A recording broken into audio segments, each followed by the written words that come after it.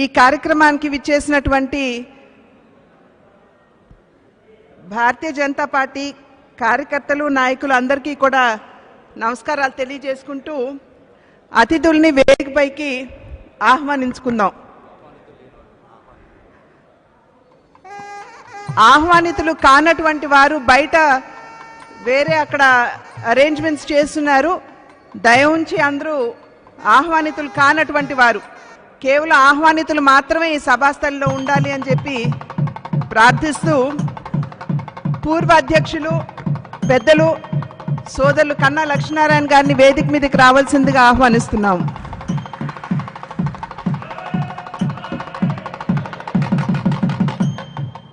ప్రస్తుత అధ్యక్షులు సోదరులు పెద్దలు సోమవీర్రాజు గారిని వేదిక మీదకి ఆహ్వానిస్తున్నాం.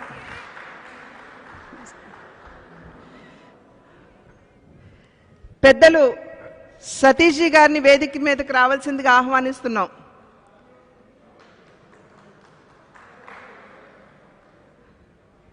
అదేవిధంగా ఈనాటి కార్యక్రమానికి ముఖ్య అతిథిగా వచ్చినటువంటి పెద్దలు సోదరులు రామ్ మాధవ్ గారిని వేదిక మీదకి ఆహ్వానిస్తున్నాం.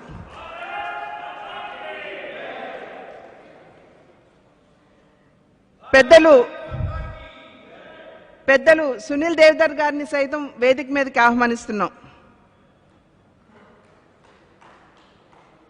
అదేవిధంగా సోదరులు సత్యకుమార్ గారు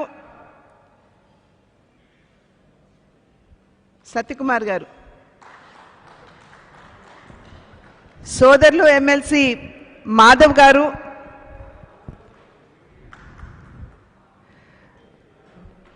పెద్దలు ఎమ్మెల్సీ నారాయణ రెడ్డి గారు, వాకాటి నారాయణ రెడ్డి గారు,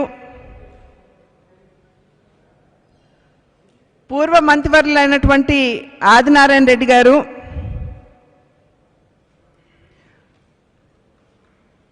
పూర్వ శాసనసభ సభ్యులైనటువంటి రావెల్ కిషోర్ బాబు గారు,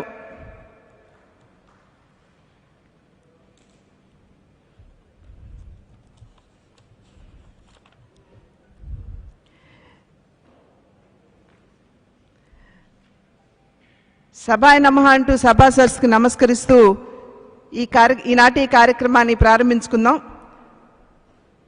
మనందరికీ తెలుసు, మనం ఇక్కడ సోదరులు పెద్దలు సోమవీర్రాజు గారు బాధ్యతలు స్వీకరించబోయేటువంటి కార్యక్రమం. అంటే వారు ప్రమాణ స్వీకారం అంటే వారు ఎప్పుడైతే వారిని అధ్యక్షులుగా ప్రకటించారో అప్పుడే అది జరిగిందని చెప్పి మనం భావించినా, ఇవాళ అందరి సమక్షంలో పెద్దల సమక్షంలో బాధ్యతలు స్వీకరించాలి అనేటువంటి భావనతోటి కొద్ది మందితో మాత్రమే, పరిమితమైనటువంటి ఆహ్వానితులతో మాత్రమే, ఇప్పుడున్నటువంటి కరోనా నేపథ్యంలో అందరినీ ఆహ్వానించుకోలేకపోయినా పరిమితమైనటువంటి ఆహ్వానితులతోటి బాధ్యతలను స్వీకరిస్తూ యావత్ ఆంధ్ర రాష్ట్రంలో యూట్యూబ్ ద్వారా ఇవాళ లక్షలాది మంది కార్యకర్తలు ఈ కార్యక్రమాన్ని వీక్షిస్తున్నారనేటువంటి విషయం మనందరికీ తెలుసు. అయితే ఈ కార్యక్రమాన్ని ప్రారంభించుకునే ముందు ప్రధానంగా మన పార్టీ సీనియర్ నాయకులైనటువంటి పైడికొండల మాణిక్యాలరావు గారు వారు పరంపదించినటువంటి విషయం మనందరికీ తెలుసు. ఒక సాధారణ కార్యకర్తగా భారతీయ జనతా పార్టీలో వారి ప్రస్థానాన్ని ప్రారంభించి ఉన్నత స్థాయికి, అంటే భారతీయ జనతా పార్టీ కార్యకర్తలను ఏ విధంగా గౌరవించుకుందో చెప్పడానికి నిజంగా మాణిక్యాలరావు గారి యొక్క ప్రస్థానం ఒక నిజమైన నిదర్శన అని చెప్పి మనం అందరం కూడా భావించవచ్చు. అదే విధమైనటువంటి అంకిత భావంతో చివరి వరకు కూడా భారతీయ జనతా పార్టీని తల్లిగా భావిస్తూ తన సేవల్ని సంపూర్ణంగా మాణిక్యాలరావు గారు పార్టీకి అందించారు. కార్యకర్తలకి అండదండగా నిలబడుతూ వారి బాగోగులపై ప్రత్యేకమైనటువంటి దృష్టి సారిస్తూ ఈ కరోనా నేపథ్యంలో మనం చేసినటువంటి సేవా కార్యక్రమాలు ఏ విధంగా కూడా కార్యకర్తలకు ఇబ్బంది కలిగించకూడదు అని చెప్పి భావించిన అదే కరోనా మహమ్మారికి ఇవాళ పెద్దలు పైడికొండల మాణిక్యాలరావు గారు బలి కావడం అనేది ఇది నిజంగా చాలా బాధాకరమైనటువంటి విషయం. భౌతికంగా వారు మన మధ్య లేకపోయినా కూడా వారి యొక్క స్ఫూర్తి ఎల్లప్పుడూ భారతీయ జనతా పార్టీ కార్యకర్తలతోటి కొనసాగుతుంది అని చెప్పి తెలియజేస్తూ, అదేవిధంగా భారత సైనికులు గాల్వాన్ లోయలో ప్రాణాలు కోల్పోయినటువంటి సందర్భంలో వారికి, అదేవిధంగా మొన్న జరిగినటువంటి ఈ కేరళ దుర్ఘటనలో సైతం చాలామంది ఈ వందే భారత్ మిషన్లో ప్రాణాలు కోల్పోయినటువంటి సందర్భంలో వారికి ఒక్క నిమిషం పాటు మనం అందరం కూడా శ్రద్ధాంజలి ఘటించాలని చెప్పి ప్రార్థిస్తున్నాం.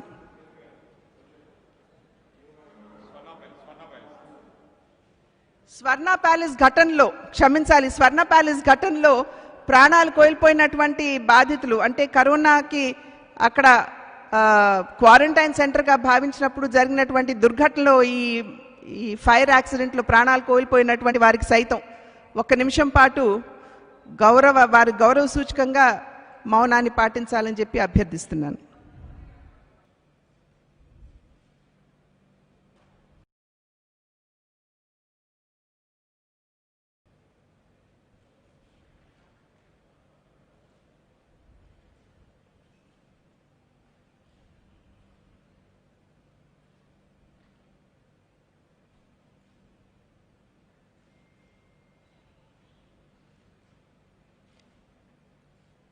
ఓం శాంతి శాంతి శాంతి. అదే ఉంది. వేదిక మీద ఉన్నటువంటి పెద్దలందరూ జ్యోతి ప్రజ్వలన చేయవలసిందిగా అభ్యర్థిస్తున్నాం.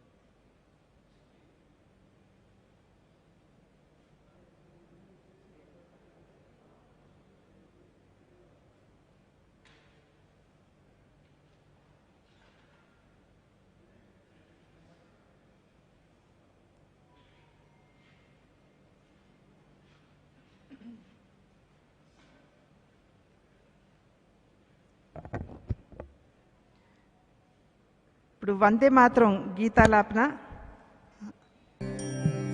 వందే మాతరం వందే మాతరం సుజలా సుఫలా మలయజ శీతలా సస్యశ్యామలా మాతరం వందే మాతరం శుభ్రజ్యోత్స్నా పులకితయామినీ పుల్లకుసుమిత ద్రుమదళ శోభినీ సుహాసినీ సుమధుర భాషిణీ సుఖదాం వరదాం మాతరం వందే మాతరం వందే మాతరం. భారత్ మాతా की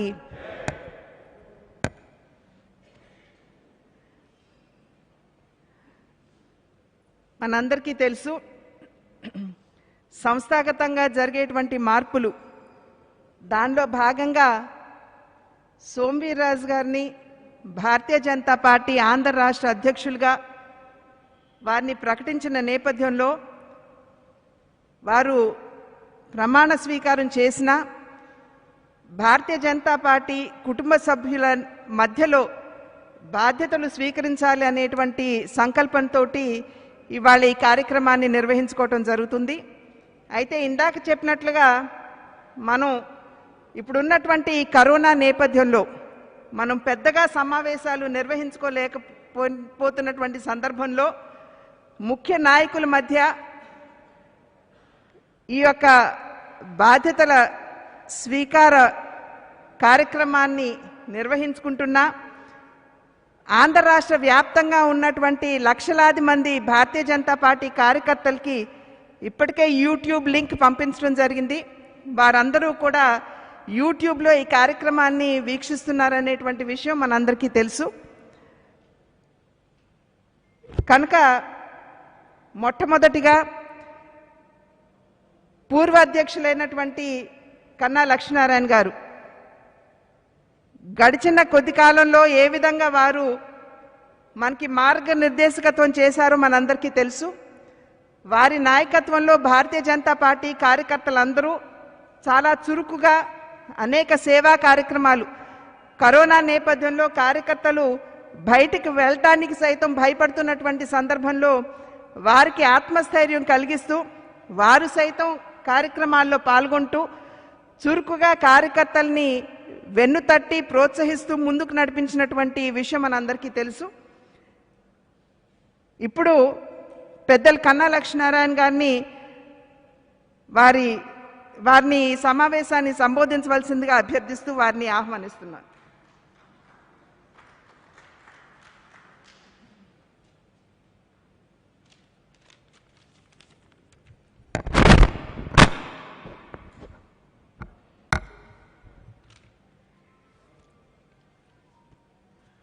శ్రీమతి పురంధరేశ్వరి గారు, పెద్దలు రామ్మాధవ్ గారు, సోమవీర్రాజు గారు,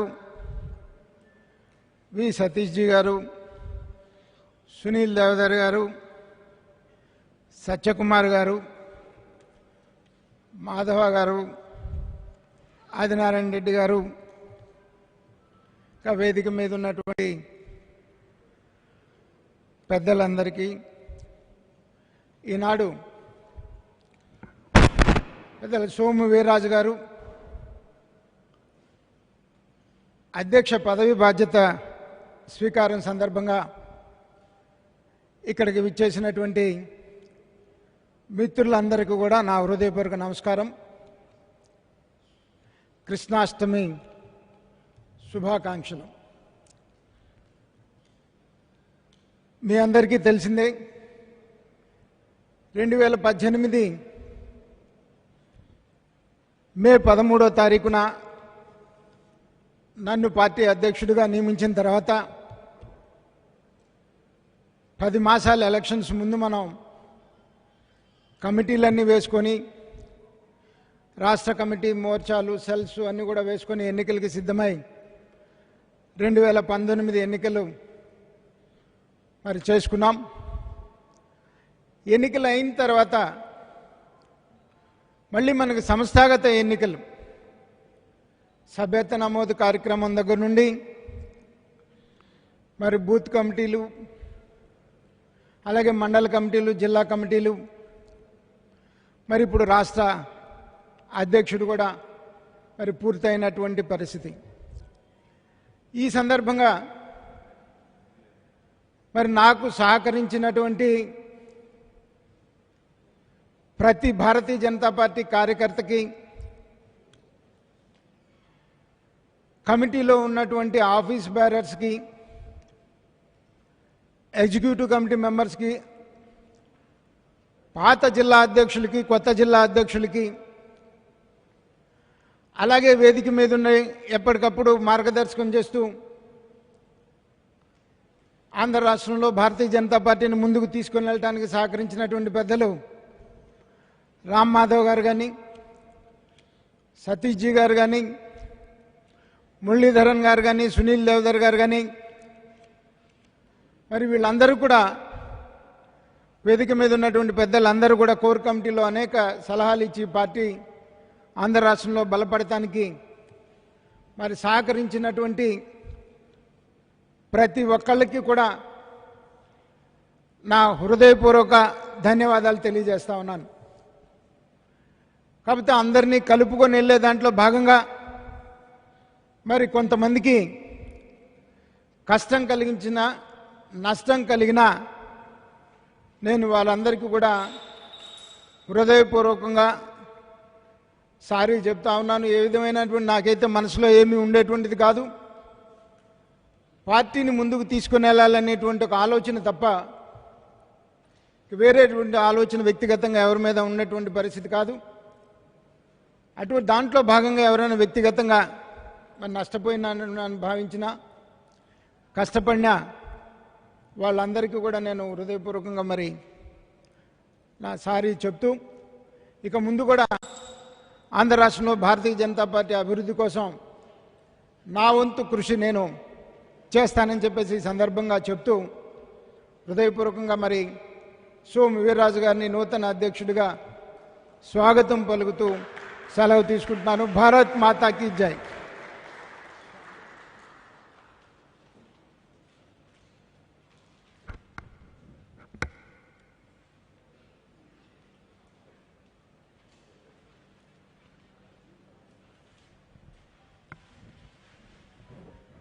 ఇంతకు ముందున్నటువంటి అధ్యక్షులు కన్నా లక్ష్మీనారాయణ గారు సోమవీర్రాజు గారికి బాధ్యతలు అప్పచెప్తారు రాష్ట్ర అధ్యక్షులుగా.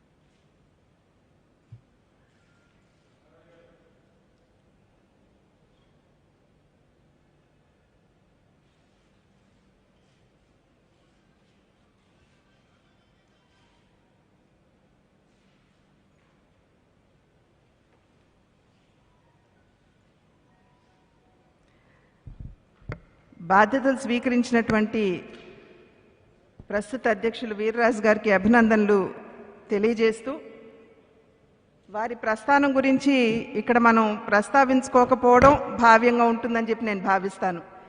ఎందుకంటే వీర్రాజు గారి ప్రస్థానం భారతీయ జనతా పార్టీతో ఏ విధంగా ముడిపడి ఉన్నదో మనందరికీ తెలియనటువంటి విషయం కాదు. పార్టీ కష్టకాలంలో సైతం పార్టీ యొక్క సిద్ధాంతాలు, పార్టీ యొక్క విశ్వాసానికి అనుగుణంగా వారు ముందుకు వెళుతూ పార్టీని అంటిపెట్టుకుని ఉంటూ పార్టీలో ఉన్నటువంటి అనేక మంది కార్యకర్తలకి ఏ విధంగా వారు వెన్నుదన్నుగా ఉన్నారో మనందరికీ తెలియనటువంటి విషయం కాదు. మాణిక్యాలరావు గారి విషయంలో మనం తలుచుకున్నట్టుగానే అంకిత భావంతో పనిచేసేటువంటి కార్యకర్తకి ఏ విధంగా భారతీయ జనతా పార్టీ గౌరవం ఇస్తుందో దానికి ఈ యొక్క కార్యక్రమం కూడా సజీవ నిదర్శనంగా మనం అందరం కూడా భావించవచ్చు. నూతన అధ్యక్షులుగా బాధ్యతలు స్వీకరించినటువంటి పెద్దలు సోదరులు వీర్రాజు గారిని వారి సందేశం భారతీయ జనతా పార్టీ కార్యకర్తలకి ఇవ్వాలని చెప్పి వారిని అభ్యర్థిస్తున్నాం.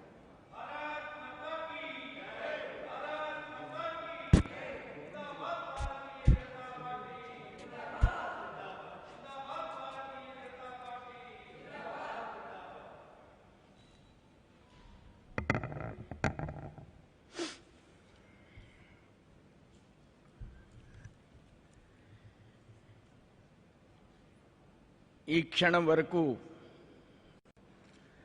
అధ్యక్షులుగా ఉన్నటువంటి పెద్దలు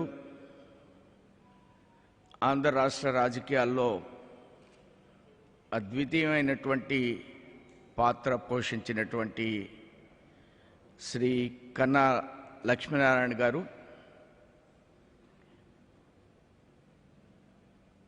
అఖిల భారత ప్రధాన కార్యదర్శి శ్రీ రామ్ మాధవ్ గారు, మన వ్యవస్థలో భారతదేశానికి సంబంధించి భారతీయ జనతా పార్టీకి సహ సంఘటన మంత్రివర్యులు భారతదేశానికి శ్రీ వి సతీజీ, మన కేంద్ర కార్యదర్శులు, మన రాష్ట్రానికి సహ ఇన్ఛార్జ్ అయినటువంటి శ్రీ సునీల్ గారు, అలానే సోదర సమానురాలు అయినటువంటి ఎన్టీ రామారావు గారు పుత్రిక అయినటువంటి శ్రీ పురంధరేశ్వరి గారు, వారు మన పార్టీ మహిళా మోర్చా అఖిల భారత పార్టీకి ఇన్ఛార్జిగా వారు వ్యవహరిస్తున్నారు. అఖిల భారత కార్యదర్శి సోదర సమానులు శ్రీ సత్య గారు, యువనేత మన party floor leader Shri Madhav గారు, పెద్దలు మాజీ మంత్రివర్యులు, వేదిక మీదన అలంకరించిన కడప మంత్రివర్యులు కిషోర్ బాబు గారు, ఈ సమావేశంలో ఉన్నటువంటి మన పార్టీకి సంబంధించినటువంటి పదాధికారులు, వివిధ బాధ్యతలు నిర్వర్తిస్తున్నటువంటి పెద్దలందరూ కూడా నేను నమోవాకాలు తెలియజేస్తున్నాను. ప్రధానంగా ఆంధ్రప్రదేశ్ రాజకీయానికి భారతీయ జనతా పార్టీ యొక్క వాణి బాణి ఒక అత్యంత అవసరమైనటువంటి ప్రక్రియ. ఆంధ్ర రాష్ట్ర ప్రస్తుత రాజకీయాలకి గత అనేకమైన సంవత్సరాలుగా ఆంధ్రప్రదేశ్లో జరుగుతున్నటువంటి రాజకీయాలకి చరమగీతం భారతీయ జనతా పార్టీ యొక్క ఫిలాసఫీ. మన యొక్క భారతీయ జనతా పార్టీ యొక్క ఆలోచన విధానమే ఆంధ్రప్రదేశ్ రాజకీయ వ్యవస్థకి ప్రత్యామ్నాయమైనటువంటి ఆలోచన, ఆల్టర్నేటివ్ సిస్టమ్. ప్రధానంగా మన పార్టీలో రాష్ట్రవాద్, నేషనలిజం, ఇక్కడున్న రాజకీయాలకి పెద్ద చెక్. ఫ్యామిలీ పార్టీస్ అవి. ఒక జాతీయవాదము, జాతీయ ఆలోచన ఉన్నటువంటి కలిగినటువంటి ఒక వ్యవస్థ ఈ రాష్ట్రానికి అవసరం అనేది నా యొక్క లక్ష్యం, మన యొక్క ఆలోచన. సుశాసన్, గుడ్ గవర్నెన్స్, ఒక మంచి పరిపాలన ఇవ్వాలనేది మన భారతీయ జనతా పార్టీ యొక్క లక్ష్యం. అది వాజ్పేయి గారి పరిపాలన అయినా, ఈరోజు మోడీ గారి పరిపాలన అయినా మనం ఇచ్చేటువంటిది సుశాసన్, మంచి పరిపాలన ఇవ్వాలి అనే లక్ష్యంతో మనం ముందుకు వెడుతున్నాం. దేశ ప్రజలకు ఆ ఫలాలు అందుతున్నాయి. ఈ రాష్ట్ర ప్రజలకు కూడా అలాంటి ఫలాలు అందించవలసినటువంటి బాధ్యత రాష్ట్ర భారతీయ జనతా పార్టీ జనసేన మీద ఉందని మీ అందరికి కూడా నేను వినయంగా తెలియజేసుకుంటున్నాను. వికాస్, నిజమైనటువంటి అభివృద్ధి ఆంధ్ర రాష్ట్రంలో వికాస్ అనేది భారతీయ జనతా పార్టీ యొక్క లక్ష్యం. అభివృద్ధి అనేది భారతీయ జనతా పార్టీ యొక్క లక్ష్యం. దేశ అభివృద్ధి అనేది భారతీయ జనతా పార్టీ యొక్క లక్ష్యం. ప్రపంచ దేశంలో తలమానికమైనటువంటి దేశంగా తీర్చిదిద్దడం అనేది భారతీయ జనతా పార్టీ యొక్క లక్ష్యం. భారతదేశం ప్రపంచ దేశాల్లో ఉన్న మానవ వనరుల ఆధారంగా అనేకమైన ఆలోచన విధానాల్లో ప్రపంచ దేశాల కంటే తలమానికమైన దేశం భారతదేశం. అంతకంటే అద్భుతమైనటువంటి రాష్ట్రం ఆంధ్రప్రదేశ్. ఆంధ్రప్రదేశ్లో ఏమి తక్కువ? వనరులు తక్కువ. ఆంధ్రప్రదేశ్లో అనేకమైన కన్స్ట్రక్షన్ కంపెనీస్ ఇవాళ భారతదేశ వ్యాప్తంగా ఉన్నాయి. మానవ వనరులు ప్రపంచ దేశాల్లో ఏ దేశం వెళ్ళినప్పటికీ కూడా ముందు తెలుగు వాళ్ళే ఉన్నారు. ఉన్న జనాభాలో తెలుగు వాళ్ళే అత్యధికమైనటువంటి పర్సంటేజ్ ఉన్నారు. టెక్నాలజీ విషయంలో కావచ్చు, ఏ అంశంలో అయినా కావచ్చు. కానీ ఇక్కడ జరుగుతున్న రాజకీయాలకు విరుద్ధంగా ఉన్న సందర్భంలో వీరి యొక్క మానవ వనరులను అన్నింటినీ కూడా ఆంధ్ర రాష్ట్ర సర్వతోముఖాభివృద్ధిలో వారి పాత్రని వినియోగిస్తూ వికాసం కోసం, నిజమైనటువంటి అభివృద్ధి కోసం భారతీయ జనతా పార్టీ ఈ రాష్ట్రంలో అధికారంలోకి రావడం అనేది అత్యంత ఆవశ్యకతమైనటువంటి అంశం. అది రాబోయేటువంటి ఎన్నికల్లో ప్రజల యొక్క సహకారంతో ఈ అంశాన్ని మనం ముందుకు తీసుకువెళ్తాం. ఆ విధమైనటువంటి విజయాన్ని సాధించడంలో ఎట్టి పరిస్థితుల్లో మనం ఎవ్వరికి కూడా రెండో ఆలోచనకి తావులేదనేటువంటి విషయాన్ని నేను ఈ సందర్భంగా వినయంగా మీ అందరికి కూడా ఆత్మవిశ్వాసంతో, ఆత్మ అభిమానంతో, అహంభావంతో నేను ఈ విషయాన్ని చెప్పడం లేదు. ఆత్మవిశ్వాసంతో నేను ఈ విషయాన్ని చెప్తున్నాను. ఈ రాష్ట్ర రాజకీయాల్లో గత అనేకమైన సంవత్సరాలుగా జరుగుతున్నటువంటి అంశాన్ని గమనించిన తర్వాత ఈ అంశాన్ని నేను ప్రకటిస్తున్నాను. ప్రకటించడాన్ని ఆత్మాభిమానంగా భావిస్తున్నాను. మన లక్ష్యం అంత్యోదయ. మన లక్ష్యం అంత్యోదయ. మన సంకల్పం అంత్యోదయ. పేదవాడికి ఫలాల్ని అందించాలి. అనేక కార్యక్రమాల్ని మోడీ గారి రెస్పెక్ట్ ఆఫ్ ది క్యాస్ట్ అందరికీ రాష్ట్రంలో 2 కోట్లు బల్బులు ఇచ్చాం. అన్ని గ్రామాల్లో ఎలక్ట్రిసిటీకి అన్ని గ్రామాల్లో మనం ఎల్ఈడి బల్బులు ఇచ్చాం. అంటే క్యాస్ట్ లేదు ఇందులో, వర్గం లేదు ఇందులో. 24/7 కరెంట్ ఇచ్చాం ఈ రాష్ట్రానికి. 5 కోట్ల మంది ఎంజాయ్ చేశారు. మనం వచ్చేవరకు రాష్ట్రంలో కరెంటు లేదు, అంధకారం ఉండేది. ఆ రాత్రులు కూడా కరెంటు ఉండేది కాదు, పగలు కరెంటు ఉండేది కాదు, రాత్రులు కరెంటు ఉండేది కాదు. సబ్కా సాత్ సబ్కా వికాస్ అంటే అందరి జీవితాల్లో వెలుగుని నింపడంలో కరెంట్ 24/7 అనేది ఒక అంశాన్ని మీ ముందు ఉంచడానికి ప్రయత్నం చేస్తున్నాను. అంత్యోదయ. మోడీ గారు ఈ మధ్యకాలంలో 500 రూపాయలు అందరికీ వేస్తున్నారు. ప్రతి మహిళకి, ప్రతి వ్యక్తికి జన్ధన్ అనేటువంటి ఒక కార్యక్రమాన్ని తీసుకున్నారు.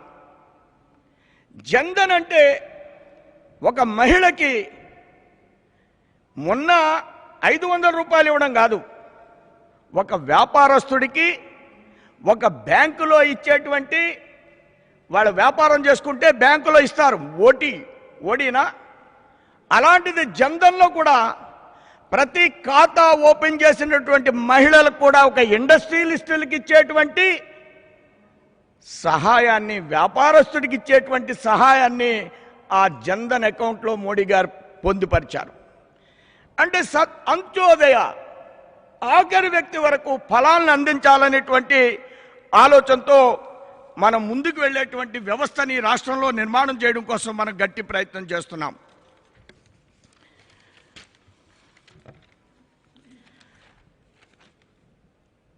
మనం 24లో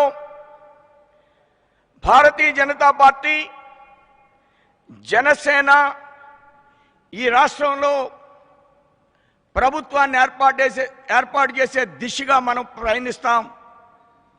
తప్పకుండా ఈ రాష్ట్రంలో ఉన్నటువంటి వనరుల ఆధారంగా రాజకీయ పార్టీలు సహజంగా అధికారంలోకి రావాలని కలలు కనేది మన రాష్ట్రంలో వాళ్ళ కుటుంబాల కోసం. కానీ భారతీయ జనతా పార్టీ 24లో అధికారంలోకి వస్తుంది. జనసేన బీజేపీ అంటే నేను చెప్పిన 4 అంశాల కోసం ఈ రాష్ట్రంలో ఎవరో ముఖ్యమంత్రి అవ్వడం కోసం కాదు, నిజమైనటువంటి అభివృద్ధి సాధించడం కోసం 24లో మనం రాబోయేటువంటి ఎన్నికల్లో ఈ రాష్ట్రంలో తప్పకుండా అధికారంలోకి వచ్చి తీరుతాం. ఇదే మన లక్ష్యం, ఇదే ఆలోచన, ఇదే ధ్యేయంతో మనం ముందుకు పెడతాం. 175 అసెంబ్లీలు, 25 పార్లమెంట్లు, 45,000 పోలింగ్ బూతులు, వీటినన్నింటినీ కూడా సజీవమైనటువంటి వ్యవస్థ నిర్మాణం చేస్తాం. వ్యవస్థ నిర్మాణం చేయడం కాదు, ప్రతి కార్యక్రమాన్ని, ప్రభుత్వ ఫలాల్ని ఈ పోలింగ్ బూత్ ద్వారా, ఈ మండల కమిటీ ద్వారా, ఐసిడిఎస్లో ఈ మధ్యకాలంలో మోడీ గారు గర్భిణీ స్త్రీలకి పాలు ఇమ్మన్నారు. గర్భిణీ స్త్రీలకి అనేక రకాలైనటువంటి కార్యక్రమాలను ఇంప్లిమెంట్ చేయమన్నారు మోడీ గారు. ఇది బూత్ కమిటీ యొక్క లక్ష్యం, ఇది మండల కమిటీ యొక్క లక్ష్యం. ప్రతి అసెంబ్లీలో 200 ఐసిడిఎస్ పాఠశాలలు ఉంటాయి, అంగన్వాడీ పాఠశాలలు ఉంటాయి. రాష్ట్ర వ్యాప్తంగా 125,000 పాఠశాలలు ఉన్నాయి. ఇప్పటికి కూడా ఆ పరిపాలకులు కానీ ఈ పరిపాలకులు కానీ 60 గ్రాములు కోడిగుడ్డు వాళ్ళకి పెట్టించలేకపోతున్నారు. పరిపాలన అద్భుతంగా చేస్తామంటున్నారు, 60 గ్రాములు కోడిగుడ్డు పెట్టించలేకపోతే ప్రభుత్వాలు ఏర్పాటు చేసినటువంటి ప్రోటీన్స్ వాళ్ళకి కావాలని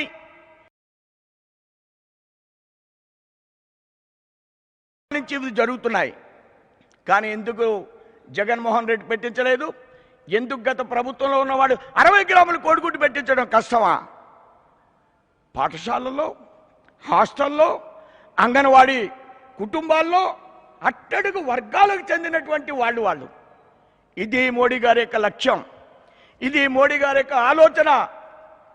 పాలు ఇవ్వాలి పిల్లలకి, గర్భిణీ స్త్రీలకు పాలు ఇవ్వాలి. ఈ మధ్యకాలంలోనే ఇంట్రడ్యూస్ చేశారు. ఈ విధంగా మనం ఒక మంచి దృష్టి కోసం ఈ రాష్ట్రంలో వ్యవస్థను ఆలోచింప చేయాలి, ఈ రాష్ట్రంలో పరిపాలనలోకి రావాలి. 1 కోటి మందికి 60 గ్రాములు కోడిగుడ్డు ఇవ్వాలి, 1 కోటి మందికి 60 గ్రాములు కోడిగుడ్డు ఇవ్వాలి. 5 రూపాయలు కోడిగుడ్డు ఇవ్వాలి, 2 రూపాయలు కోడిగుడ్డు కాదు. ఇట్లా ఈ రాష్ట్రంలో మనం చూస్తున్నాం. ఒక నిజమైనటువంటి రాజకీయపరమైనటువంటి ఆలోచనలు నిర్మాణం చేయాలి. రోజు రాజకీయ ఆలోచనలు కాదు, ప్రతిరోజు రాజకీయమే. రాజకీయం ఎలక్షన్ వచ్చిన సందర్భంలోనే వాడాలి. మిగతా సమయాల్లో ప్రభుత్వానికి కానీ ప్రతిపక్షాలు కానీ రాష్ట్ర ప్రజలకు సంబంధించినటువంటి ఆలోచనలు నిర్మాణం చేయాలి. నిజమైనటువంటి అంశాలను రేకెత్తించాలి. రియల్ ఇష్యూస్ని మనం ఫోకస్ చేస్తాం. Genuine issues only. చిన్న చిన్న అంశాల్లో కూడా సిబిఐడి సెంట్రల్ గవర్నమెంట్ని ఇంటర్ఫీర్ చేసేటువంటి పరిస్థితులు వస్తున్నాయి. రాజకీయాలు నిరంతరమైనటువంటి ఆలోచనలు ఉండకూడదు. ఆ విధంగా డెవలప్మెంట్ అనేది, లీడర్షిప్ అనేది మనం ఫోకస్ చేయాలి. Development and leadership. లీడర్ చాలామంది ఉన్నారు కదా. చాలామంది అంటారు ఇప్పుడున్న ప్రభుత్వం కానీ గత ప్రభుత్వం కానీ మేము బీసీలకి ఇంతమంది ఇచ్చాం, మేము వీళ్ళకి ఇంతమంది ఇచ్చాం, ఎస్సీస్కి ఇచ్చాం, ఎస్టీస్కి ఇచ్చాం. ఇది నిజమా? నిజమైనటువంటి పరిపాలన, నిజమైనటువంటి నాయకత్వం చేసేటువంటి కార్యక్రమాల? గతంలో ఒక హోంమంత్రి ఉండేవారు, నా స్నేహితులైన చంద్రబాబు నాయుడు గారి గవర్నమెంట్లో. బయట అందరూ ఏం చెప్పుకునేవారంటే ఆయన గురించి ఉప ముఖ్యమంత్రి ఆయన, హోంమంత్రి ఆయన, కానీ కానిస్టేబుల్ కూడా ట్రాన్స్ఫర్ చేయలేకపోతున్నారండి. ఏదో కమ్యూనిటీకి ఇచ్చామని చెప్పుకోవడం కోసం ఎన్ని ట్యాగులు. ఇప్పుడు ఇక్కడ కూడా హోంమంత్రి ఉంది, ఎస్సీకి ఇచ్చామండి హోంమంత్రి. ఎస్సీలందరి మీద గుండు కొరికేస్తున్నారు.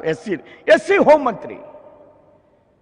మనం ఇచ్చాం ఈ దేశానికి ప్రధానమంత్రిని. ఒక చిన్న కమ్యూనిటీ సామాజిక వర్గంలో ఒక చిన్న వ్యవస్థకు సంబంధించినటువంటి ఒక వ్యక్తిని భారతదేశానికి ప్రధానమంత్రిని చేస్తే ఈవేళ ప్రపంచ దేశాల్ని శాసించేటువంటి అంశంగా మార్చేటువంటి ఏమిటండి ఇవి రాజకీయాలు. దీనికోసమే మా తపన ఈ రాష్ట్రంలో. అలాంటి లీడర్షిప్ని, అలాంటి ఆలోచనల్ని, అవన్నీ నిజం కాదు. ఈ మధ్యకాలంలో పెద్దలు ఎవరో అన్నారు, ఏమండి అది ఆ పార్టీ ఈ కులం, ఇది ఈ కులం. భారతీయ జనతా పార్టీ వీటిని ఎట్టి పరిస్థితుల్లోనే అంగీకరించదు. ఆ క్యాస్ట్ అనే మాటని మేము వెంటనే డినై చేస్తాం. భారతీయ జనతా పార్టీ కులాలకి అతీతమైనటువంటి ఒక నేషనలిస్టిక్ ఓరియంటేషన్ నిర్మాణం చేసేటువంటి ఒక వ్యవస్థ. భారతీయ జనతా పార్టీ రాష్ట్రంలో అన్ని వర్గాలకు సంబంధించినటువంటి అందరికీ స్పేస్తో అందరి యొక్క లీడర్షిప్ని, నిజమైనటువంటి లీడర్షిప్ని. ఇప్పుడు ఒక ముఖ్యమంత్రిని చూశాను మా జిల్లా వారైనా, చాలా మంచి మిత్రులాడు. ఏదైనా చెప్పామనుకోండి, ఒకసారి ముఖ్యమంత్రి గారితో ఆలోచించి మాట్లాడతానండి, ఒకసారి వారికి చెప్తానండి. మోడీ గారు అలా అంటారా? మోడీ గారు అమెరికా వెళ్ళి ఆ యొక్క దేశ అధ్యక్షుడిని చెయ్యబట్టుకుని గంట నడిపించాడు. ఇది భారతీయ జనతా పార్టీ యొక్క క్యారెక్టర్, ఇది భారతీయ జనతా పార్టీ యొక్క ఆలోచన విధానం. This type of leadership, this type of commitment Bharatiya Janata party దేశానికి ఇచ్చింది, ఈ రాష్ట్రానికి కూడా ఇస్తుంది అనేటువంటి విషయాన్ని మీ అందరికి కూడా నేను తెలియజేస్తున్నాను. జనరల్గా గతంలో అనేక కాలం నుంచి మనం గమనిస్తున్నాం ఈ రాష్ట్రంలో. ఆ విషయాల్లో కలగజేసుకోండి, ఈ విషయాల్లో కలగజేసుకోండి, కేంద్రం అనేటువంటి విషయాన్ని ప్రస్తావిస్తున్నారు. కేంద్రం ఈ రాష్ట్రానికి, ఈ దేశంలో ఈ సంవత్సరం 1,20,00,000 ఇళ్ళు ఇస్తే ఈ రాష్ట్రానికి 20 లక్షల ఇళ్ళు, జగన్మోహన్ రెడ్డి గారి ప్రభుత్వానికి 20 లక్షల ఇళ్ళు ఇవ్వాలని ప్రామిస్ చేశాం మనం. 30 లక్షల పట్టాలు ఇస్తున్నాడు ఆయన. కట్టిన ఇళ్ళు, చంద్రబాబు నాయుడు కట్టిన ఇళ్ళు 3,10,000లో 60,000 కంప్లీట్ అయినాయి. అవి డిస్ట్రిబ్యూట్ చేయడం లేదు. 30 లక్షల పట్టాలు ఇస్తానంటున్నారు. చంద్రబాబు నాయుడు గారి ఇళ్ళు కట్టిన వాటిలో అవినీతి జరిగింది. వీరు 30 లక్షల పట్టాల్లో భూములు కొనేటప్పుడు వీరు కూడా అదే స్థాయిలో వ్యవహరించారు. దాన్ని వదలలేదు మనం, దీన్ని వదలలేదు మనం. జగన్మోహన్ రెడ్డి మాత్రం 150 కోట్లు అవినీతి గురించి చెప్పారు. ఈ యొక్క హౌసెస్లో 5,000 కోట్ల అవినీతి జరిగిందన్నారు, మాట్లాడడం లేదు. కానీ మనం 15 లక్షల ఇళ్ళు ఈ రాష్ట్రానికి ఇస్తున్నాం. వారు 30 లక్షల పట్టాలు ఇస్తున్నారు. 15 లక్షల ఇళ్ళు మనం ఇవ్వడానికి సిద్ధంగా ఉన్నాం. ప్రతి ఇంటికి 1,50,000 సబ్సిడీ ఇవ్వడానికి సిద్ధంగా ఉన్నాం. ప్రతి ఇంటి ప్రతి పట్టాలో కూడా రోడ్లు వేయడానికి ఎన్ఆర్ఈజీఎస్ నిధుల్ని 3,000 కోట్ల రూపాయలు ఇచ్చాం. రాబోయేటువంటి రోజుల్లో ప్రతి ఇంటికి కూడా కుళాయి వేయడానికి మనం సెంట్రల్ గవర్నమెంట్ ఆర్డబ్ల్యూసీ నుంచి నిధులు ఇస్తున్నాం. ప్రతి ఇంటికి పర్మనెంట్ రోడ్లు వేయడం కోసం మనం పంచాయతీరాజ్ శాఖకి నబార్డు ద్వారా నిధులు ఇచ్చే ప్రయత్నం చేస్తాం. అంటే ఈ ఇళ్లలో అత్యధిక భాగం కేంద్ర ప్రభుత్వానివే. ఇళ్ళు కట్టడానికి, స్థలాలు కొనడానికి జగన్మోహన్ రెడ్డి గారు ఇచ్చింది 7,000 కోట్లు మాత్రమే. మేమిచ్చే సబ్సిడీ 15 లక్షలకి 1,50,000 సబ్సిడీ. రోడ్లు వేయడానికి అంటే నేను ఎందుకు చెప్తున్నానంటే ఈ విషయాల్ని, ఇది మోడీ గారు పెట్టింది కాదు. కేంద్ర వ్యవస్థలు సక్రమంగా రాష్ట్రాల్లో ప్రతి వాళ్ళకి సహాయం చెయ్యాలంటే కొన్ని ఆలోచన విధానాలను ప్రవేశపెట్టారు. అది వాజ్పేయి గారి టైంలో, మోడీ గారి టైంలో అత్యద్భుతంగా ముందుకు వెళ్ళినాయి. ఈ ఇంటి విషయంలోనే నేను క్లారిటీగా చెప్పడం కోసం ప్రయత్నం చేశాను. 4 రోడ్ల వ్యవస్థ కానీ 6 రోడ్ల వ్యవస్థ కానీ వాజ్పేయి గారు వచ్చిన తర్వాత, మరలా మోడీ గారు వచ్చిన తర్వాత రాష్ట్ర వ్యాప్తంగా మీరు అనేకమైన రోడ్లు వేస్తున్నాం. కర్నూలు నుంచి అమరావతి, అనకాపల్లి నుంచి ఆనందపురం, అదే వాజ్పేయి గారి టైంలో కత్తిపూడి నుంచి ఒంగోలు వరకు, అలానే రైల్వే లైన్ కావాలంటే బాలయ్య గారు ఉండగా కోటిపల్లి దాకా కాకినాడ నుంచి వేస్తే రామ్మాధవ్ గారు అది అమలాపురం దాకా ఇంచుమించు 1500 కోట్లు బడ్జెట్ దాన్ని కేటాయించేటువంటి సిద్ధంలో ఉన్నారు. అవి వేయిస్తూ ఉన్నారు. ఆ రైలు మార్గం ముందుకు వెళ్ళేటువంటి పరిస్థితి ఉంది. డిజిటల్ ఇండియా, గ్రామానికి మనం ఈ డెక్ట్ వేసి అన్ని గ్రామాలకు కూడా నెట్ రావాలి. 5000 కోట్లు గత ప్రభుత్వంలో ఇచ్చాం. దానిలో కూడా ఎగ్జామిన్ చేయాలి ప్రభుత్వం ఏం జరిగిందనే విషయం. 1500 కోట్లు ఉంది ఇప్పుడు ఈ రాష్ట్రంలో. ఒక గ్రామానికి లైట్లు, ఒక గ్రామానికి శ్మశాన వాటర్లకి చుట్టూరు కాంపౌండ్ వాళ్ళు, స్కూల్కి కాంపౌండ్ వాళ్ళు, సర్వశిక్ష అభియాన్లో యూనిఫాము 3 జతల బట్టలు ఇచ్చి జగనన్న యూనిఫామ్ అంటారు. అది వాజ్పేయి గారు సర్వశిక్ష అభియాన్లో పెట్టినటువంటిది. యూనిఫామ్ కానీ, చెప్పులు కానీ, స్కూల్లో యొక్క బుక్స్ కానీ 104 కానీ 109 కానీ వాజ్పేయి గారు వచ్చినప్పుడు వారి పరిపాలనలో ఆరోగ్యం గురించి కానీ మనం ఆలోచించినట్లయితే రూరల్ హెల్త్ మిషన్ అదే 104, 109, 108 వారు ఇచ్చినటువంటి 60% నిధులతోటి ఈ వ్యాన్లన్నీ కొన్నారు. గతంలో కూడా కొన్నారు తల్లి బిడ్డ ఎక్స్ప్రెస్ అనేది. కానీ అందులో మన బొమ్మ వేయరు, అందులో మోడీ గారు బొమ్మ వేయరు. వాజ్పేయి గారు ఎస్టీస్కి మంత్రి ఇచ్చారు. మనం ఎస్టీస్కి అతి చేరువ. వాజ్పేయి గారు వచ్చే వరకు ఎస్టీస్కి మంత్రి లేదు భారతదేశంలో. మనం 4 రోడ్లే వేయలేదు, టెలిఫోన్లే ఇవ్వలేదు. ఎస్టీస్కి మంత్రివర్గంలో స్థానం కల్పించి ఎస్టీ ఫైనాన్స్ కమిషన్ ఏర్పాటు చేసి డైరెక్ట్గా బ్యాంకుతో ప్రమేయం లేకుండా ఎస్టీ యువకులకు అందరికీ లోన్ ఇచ్చి క్యాబినెట్ మినిస్టర్, డిప్యూటీ మినిస్టర్ని. అరే కాంగ్రెస్ అంతకాలం నుంచి ఉండి అడవుల్లో విసిరివేయబడ్డ వాళ్ళకి ఎస్టీస్కి మంత్రి వాజ్పేయి గారు ఆలోచించారు. 4 రోడ్లు కాదు, టెలిఫోన్లు కాదు. గాంధీ మహాత్ముడు వారి యొక్క గాంధీ ఆశ్రమంలో నెహ్రూ గారు వస్తే బాత్రూముల్ని శుభ్రం చేయించారు. వాజ్పేయి గారు ఆయన ఒక బుట్ట చీపురు ఉండేది, మనం అందరం గమనించేవాళ్ళం. వాజ్పేయి గారు వచ్చిన తర్వాత కర్మచారి కమిషన్ ఏర్పాటు చేశారు. మనకి రెగ్యులర్గా మన మధ్య నుండి ఆ మైలను ఎత్తి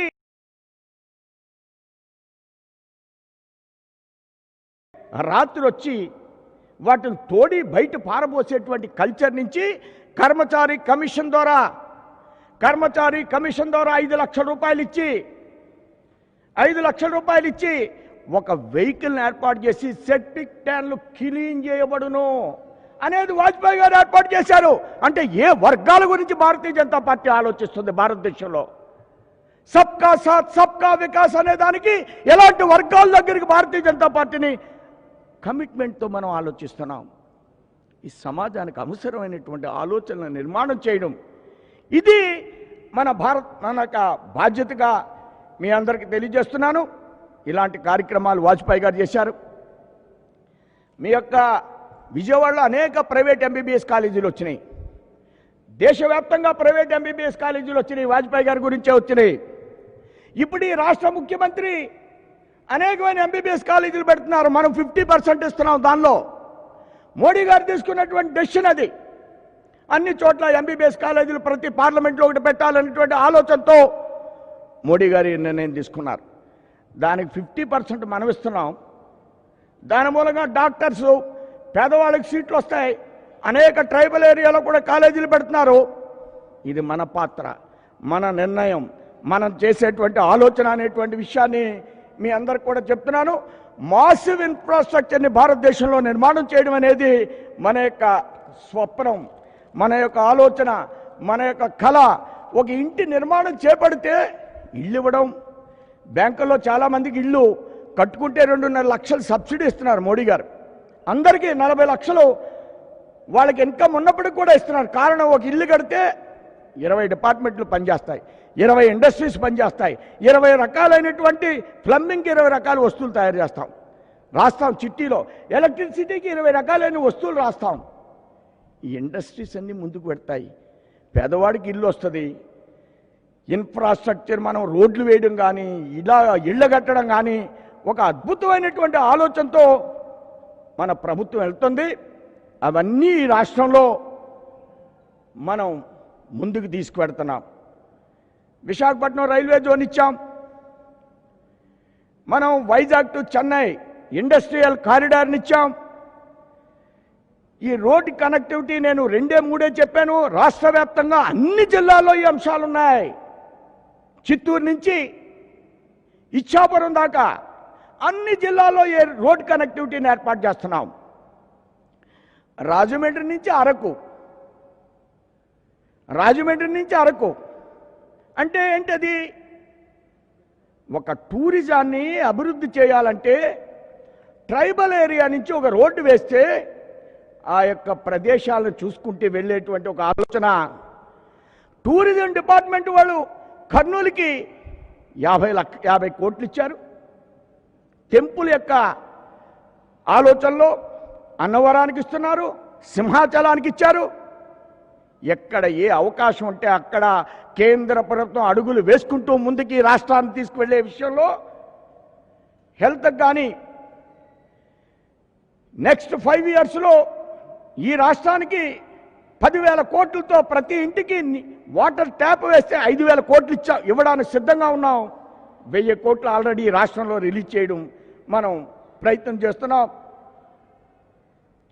ఈ విధంగా రాష్ట్రంలో, దేశంలో అనేక రకాలైన కార్యక్రమాలు చేపడితే అవి ఈ రాష్ట్రంలో మనం విస్తృతంగా గతంలో కానీ ఇప్పుడు కానీ ఎప్పుడైనా కానీ ఈ కార్యక్రమాలు నిరంతరం కొనసాగిస్తూ ఆంధ్ర రాష్ట్ర యొక్క సర్వతోముఖాభివృద్ధికి ఎల్లవేళలా కేంద్ర ప్రభుత్వం ఈ రాష్ట్రంతో ఉంటుంది. అతి ప్రేమైనటువంటి రాష్ట్రం మోడీ గారికి, భారతీయ జనతా పార్టీ ప్రభుత్వానికి ఆంధ్రప్రదేశ్ అనేటువంటి విషయాన్ని మీ అందరికి కూడా నేను తెలియజేస్తున్నాను. చాలామంది కొన్ని ప్రశ్నలు వేస్తున్నారు. మీకు ఏంటి మూలం? మన మూలాలన్నీ చెప్పాను. మనది anti corruption agenda, development agenda. దేశ రాజకీయ వ్యవస్థ మీద ఈవేళ ప్రజల్లో ఆలోచనలో రాజకీయ వ్యవస్థ మీద గౌరవం పడిపోయినటువంటి సందర్భంలో మోడీ గారి యొక్క తల్లి 100 సంవత్సరాలు ఉంటే ఆ తల్లినే వారు ముఖ్యమంత్రిగా ఉండగా ఒక చిన్న ఇంటిలో పెట్టి 13 సంవత్సరాలు ముఖ్యమంత్రిగా ఉన్న సందర్భంలో, ఈవేళ 6 సంవత్సరాలు ప్రధానమంత్రిగా ఉన్న సందర్భంలో వారి యొక్క భోజనానికి కూడా ప్రజాధనాన్ని వినియోగించకూడదు. వారి యొక్క వైద్యం ప్రైవేట్ గవర్నమెంట్ హాస్పిటల్లో చేయించిన ఒక ప్రధానమంత్రి తల్లి ప్రభుత్వ హాస్పిటల్లో వైద్యం చేసేటువంటి చరిత్రని ఎందుకు నిర్మాణం చేశాం? దేశ రాజకీయ వ్యవస్థలో ఒక ఆలోచన నిర్మాణం చేయాలి. రాజకీయ వ్యవస్థ మీద విశ్వాసం పోయిన సందర్భంలో ఆలోచన నిర్మాణం చేయాలి. ఇంతకంటే ఈ రాష్ట్రంలో అధికారంలోకి రావడానికి ఇప్పుడున్నటువంటి రాజకీయ వ్యవస్థలో ఇక్కడ ఒక ఇల్లట, ఎక్కడో ఒక రిసార్ట్ అంట, ఎక్కడో ఒక లాడ్జ్ అంట, ఆ లాడ్జిలో కాఫీ 500 తల్లినేమో ప్రభుత్వ హాస్పిటల్కి ఇన్ని వ్యవస్థలు ఏర్పాటు చేసుకుని అందులో ఉండడం. మనకు అర్హత లేదండి, ఈ అర్హత చాలదండి. రాజకీయాల్లో కమిట్మెంట్తో వెళ్ళడం అర్హత కాదండి. క్యాష్ లేకుండా ముందుకు వెళ్ళడం అర్హత కాదండి. అన్ని వర్గాల్ని సమానంగా చూసేటువంటి ఆలోచనతో పరిపాలనా విధానాన్ని నిర్మాణం చేయడం మనకు అర్హత కాదండి. ఎస్టీస్కి, ఎస్సీస్కి, కర్మచారీస్కి, ఎస్సీస్కి వాజ్పేయి గారు ఉండగా ఈ బ్యాంకుల్లో లోన్లు రావడం లేదని ఒక స్కీమ్ పెట్టారు. 3 లక్షలు 4 లక్షలు డైరెక్ట్గా లోన్ ఇచ్చేయాలి. 1,50,000 సబ్సిడీ, 1,50,000 ఈ కమిషన్ ఎస్సీ కార్పొరేషనే ఇవ్వాలి. అది వాజ్పేయి గారు ఉన్నంతకాలం సాగింది. మరలా కాంగ్రెస్లో తీసేశారు. మరలా మోడీ గారు వచ్చిన తర్వాత పెట్టారు. చంద్రబాబు నాయుడు గారు ఆ వ్యాన్లు ఇచ్చారు. ఆ వ్యాన్లన్నీ ఎక్కడున్నాయో మన మంత్రి గారికి తెలుసు. కొద్ది కాలం దాంట్లో thank you CM, thank you CM అంట, చంద్రబాబు నాయుడు బొమ్మ అంట. పెట్టింది వాజ్పేయి గారు, పునరుద్ధరించింది మోడీ గారు, దాని మీద బొమ్మ థ్యాంక్ యూ. స్టిక్కర్లు వాళ్ళవి, పథకాలు మనవి. ఇవన్నీ నేను ఎందుకు చెప్తున్నానంటే మనకు ఒక విశ్వాసం, మనకు ఒక కాన్ఫిడెన్స్, అన్ని వర్గాలకి సహాయ సహకారాలు అందించడం, ఇది మన యొక్క లక్ష్యం. అన్ని వర్గాలకు కూడా కరప్షన్ లేకుండా, యాంటీ కరప్షన్ ఎవ్వరు చేసినప్పటికీ కూడా దాన్ని సహించేటువంటి అంశం కాకుండా మనం ముందుకు వెళ్ళాలనేటువంటి ఒక ఆలోచన. ఆత్మనిర్భర్ భారత్లో ఇలాంటి సందర్భంలో మోడీ గారు 20 లక్షల కోట్ల రూపాయలు ఇచ్చి ఈ రాష్ట్రంలో అగ్రికల్చర్ విషయంలో, అగ్రికల్చర్ ఈ రాష్ట్రంలో ఒక ప్రధానమైనటువంటి రంగం. మత్స్య సంపద ఈ రాష్ట్రంలో ఒక ప్రధానమైనటువంటి రంగం. మత్స్య సంపద ఈ రాష్ట్రంలో ఒక ప్రధానమైనటువంటి రంగం. సముద్ర తీర ప్రాంతం ఈ రాష్ట్రంలో ఒక ప్రధానమైనటువంటి అంగం. ఇలాంటి వాటిల్ని ఈ ఆత్మనిర్భర్ భారత్లో మన రాష్ట్రంలో అనేక మంది ఫిషర్మెన్స్ ఉన్నారు. వాళ్ళందరూ గుజరాత్ వెళ్తున్నారు, వాళ్ళందరూ మద్రాసు వెళ్తున్నారు, వాళ్ళందరూ కర్ణాటక వెళ్తున్నారు. ఆలోచించండి ఒకసారి ఎందుకు జరుగుతుందో. ఇంత సముద్ర తీర ప్రాంతం ఉండి 14 తర్వాత మోడీ గారు ఈ రాష్ట్రానికి 6 బెర్తలు ఇస్తా అన్నారు. ఫిషర్మ్యాన్స్కి 6 బెర్త్స్ ఇస్తా అన్నారు. గత ప్రభుత్వం చేయలేదు. ఈ ప్రభుత్వంలో కూడా మన ఫిషర్మ్యాన్స్ గుజరాత్ వెళ్తే పాకిస్తాన్కి దొరికిపోయారు. ప్రభుత్వానికి కనువిప్పు కలిగింది. ఏం జరిగింది, ఏ బిల్లు ఉంది, ఏ అకౌంట్ ఉంది, ఆంధ్ర రాష్ట్రంలో కేంద్రం ఇస్తుందని చూసి ఈవేళ 3 బెర్తలు కడుతున్నారు. రాష్ట్ర ప్రభుత్వం 19 కోట్లే పెడుతుంది, కేంద్ర ప్రభుత్వం 3,000 కోట్లు పెడుతుంది. 3,000 కోట్లు పెట్టి బెర్తలు కడితే 30,000 కోట్లు చేపలు పడతారు. 20 లక్షల మంది ఫిషర్మెన్స్ 30,000 పెడితే 3,000 పెడితే 30 లక్షల టోనాస్ చేపలు కానీ అనేక రకాలైనటువంటి చేపలు పెంచుతారు. విదేశ మార్గద్రవ్యం మనకు వస్తుంది, వాళ్ళకి అత్యధికమైనటువంటి ధరకు వస్తుంది. అంటే మన ఆలోచనలు ఏ విధంగా ఉన్నాయి? ఆత్మనిర్భర్ భారత్లో కానీ మన యొక్క విధానంలో కానీ అనేక రంగాల్లో ఉన్నటువంటి అనేక వర్గాలకు సంబంధించినటువంటి ఆలోచన విధానం, ప్రభుత్వ ప్రగతిలో సబ్కా సాత్ సబ్కా వికాస్ అనేటువంటి ఆలోచనలో ఏ వర్గాన్ని వదలనటువంటి ఆలోచన. భారతీయ జనతా పార్టీ యొక్క సంకల్పం, భారతీయ జనతా పార్టీ యొక్క కమిట్మెంట్ సబ్కా సాత్ సబ్కా వికాస్ అని మేము నినాదంగా ఇది ముందుకు వెళ్ళేటువంటి వైఖరి, అన్ని వర్గాల్ని ఆదుకునేటువంటి వైఖరి. నేను ఎన్ని వర్గాల గురించి చెప్పాను, ఎస్టీస్ గురించి చెప్పాను, ఎస్సీస్ గురించి చెప్పాను, కర్మచారీస్ గురించి చెప్పాను, ఫిషర్మ్యాన్స్ గురించి చెప్పాను, రొయ్యలు పండించే రైతుల గురించి చెప్పాను. రైతాంగము ఏవైతే మహిళా సంఘాలు ఉన్నాయో, ఇవాళ మహిళా సంఘాలు, డోక్రా మహిళా సంఘాలు ప్రపంచ దేశాలన్నీ కూడా తిరుగుతున్నాయి. డోక్రా మహిళా సంఘాలు వాళ్ళు ఉత్పత్తులు చేస్తున్నారు, వాళ్ళు అనేక రకాలైనటువంటి వస్తువులు అమ్ముతున్నారు తయారు చేసి. రైతును కూడా వారు పండించేటువంటి పంట ద్వారా అలాంటి ఉత్పత్తులను తయారు చేయాలనేది మోడీ గారి ఆకాంక్ష. ఈ రైతు పండించే ప్రతి పంటని ప్రపంచ దేశాలకి పంపించాలి. రైతు కూడా ఒక వ్యాపారస్తుల, రైతు తన పండించే పంటకి అవి మహిళా సంఘాలు, ఈ ఎఫ్పిఓస్, వీటిని వేళ ప్రభుత్వం కేంద్రం ఆలోచిస్తుంది. ఇలాంటి కష్ట సమయంలో కూడా అనేక రకాల కార్యక్రమాలని రైతుల గురించి కానీ, ఎంఎస్ఎంఈస్ గురించి కానీ, అట్లనే వలస కార్మికుల గురించి కానీ, వివిధ వర్గాల గురించి కష్ట సమయంలో ఇష్టమైనటువంటి అనేక రకాల కార్యక్రమాలు. ఇవి దఫదఫాలుగా చెప్పాను అనుకోకండి, ఇవి మా కమిట్మెంట్స్, ఇవి మా యొక్క స్వాభిమానానికి టిక్ టాక్ తీశారా. వెంటనే భారతదేశంలో అనేకమైన టాక్స్ వచ్చేసినాయి. ఉన్న రిసోర్సెస్ ఈ భారతదేశంలో, ఉన్న మేధో సంపద భారతదేశంలో, ఆ తీసుకునేటువంటి ధైర్యమైనటువంటి నిర్ణయాలు, ఇది నాయకత్వానికి ఉన్నటువంటి కమిట్మెంట్. మోడీ గారు ఈ మధ్యకాలంలో మీరు గమనించినట్లయితే చైనా నుంచి పెద్దవారు వస్తే మెడ్రాస్ తీసుకెళ్ళి ఒక దేవాలయాన్ని చూపించారు. చాలామంది నాకు అప్పుడప్పుడు అంటారు, అమెరికా వాళ్ళు వచ్చిన తర్వాత రైల్వే లైన్ వేశారు, అదే సార్ ఇదే సార్, అభివృద్ధి చెందాం. మన దగ్గర నుంచి అన్నీ పట్టుకోకపోవడానికి అన్నీ వేశారు వాళ్ళు. కానీ హంపి కానీ 1000 స్తంభాల గుడి కానీ 1000 సంవత్సరాల కింద కడితే అవి ఎందుకు ఇప్పటి వరకు ప్రశాంతంగా మనల్ని చూస్తూ మనం వెళితే కళ్ళు తిరిగిపోయేలాగా మనకి అవి ఫోజిస్తున్నాయా? మనలో ఆత్మనిర్భరతను పెంచుతున్నాయా? ఆత్మాభిమానాన్ని పెంచుతున్నాయా? స్వాభిమానాన్ని పెంచుతున్నాయా? ఈవేళ ఏముంది? ఆ వేళ కమిట్మెంట్ ఉంది భారతదేశంలో, ఈవేళ కరప్షన్ ఉంది. అలాంటి కమిట్మెంట్ ఉన్నటువంటి శిల్ప సంపదకి సంబంధించినటువంటి భారతదేశాన్ని, అలాంటి ఆలోచనని, అలాంటి వ్యక్తి నిర్మాణాన్ని చెయ్యాలనేది భారతీయ జనతా పార్టీ యొక్క సంకల్పం. ఇంత అద్భుతమైనటువంటి దేశమే భారతదేశం. ఇలాంటి కమిట్మెంట్తో ఇంజనీరింగ్ వ్యవస్థ లేనప్పుడు రాళ్లతో అంత అద్భుతమైనటువంటి శిల్ప సంపదని, బాడితెలు కానీ, ఉలులు కానీ, ఫర్నిచర్ కానీ ఎంత అద్భుతంగా ఉండేటువంటి పరిస్థితి. ఇలాంటి ఆలోచనని మనం నిర్మాణం చేయాలి. పెద్దలు మాట్లాడవలసినటువంటి పరిస్థితి ఉంది. సోషల్ జస్టిస్ అనేది మన ఎజెండా. ఈ రాష్ట్రంలో దేవాలయ భూములు కానీ తిరుపతి భూములు అమ్మేయాలనుకున్నారు. వీళ్ళు కాన్సెప్ట్ లేదు పాపం.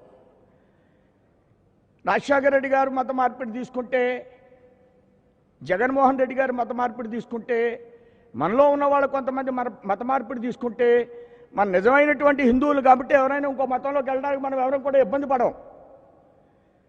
నిజమైనటువంటి సోషలిజం ఎక్కడుందంటే భారతదేశంలో, భారతీయతలో ఉంది.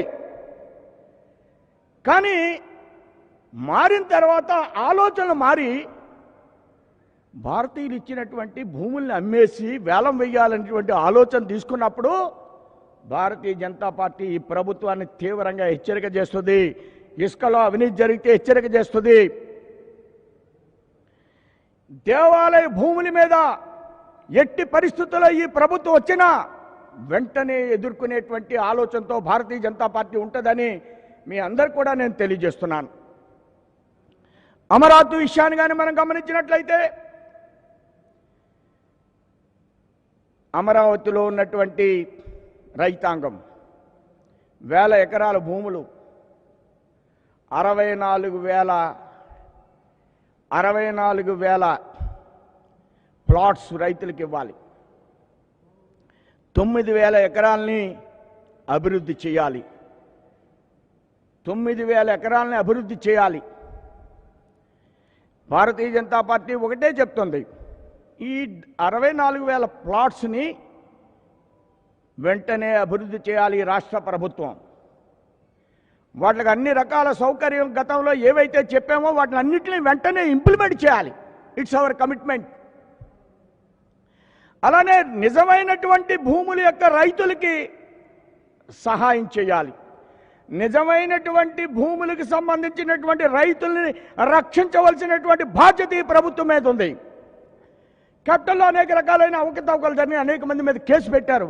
వాటిని వెంటనే బయటికి తీయవలసినటువంటి పరిస్థితి కూడా ఈ ప్రభుత్వం మీద ఉంది.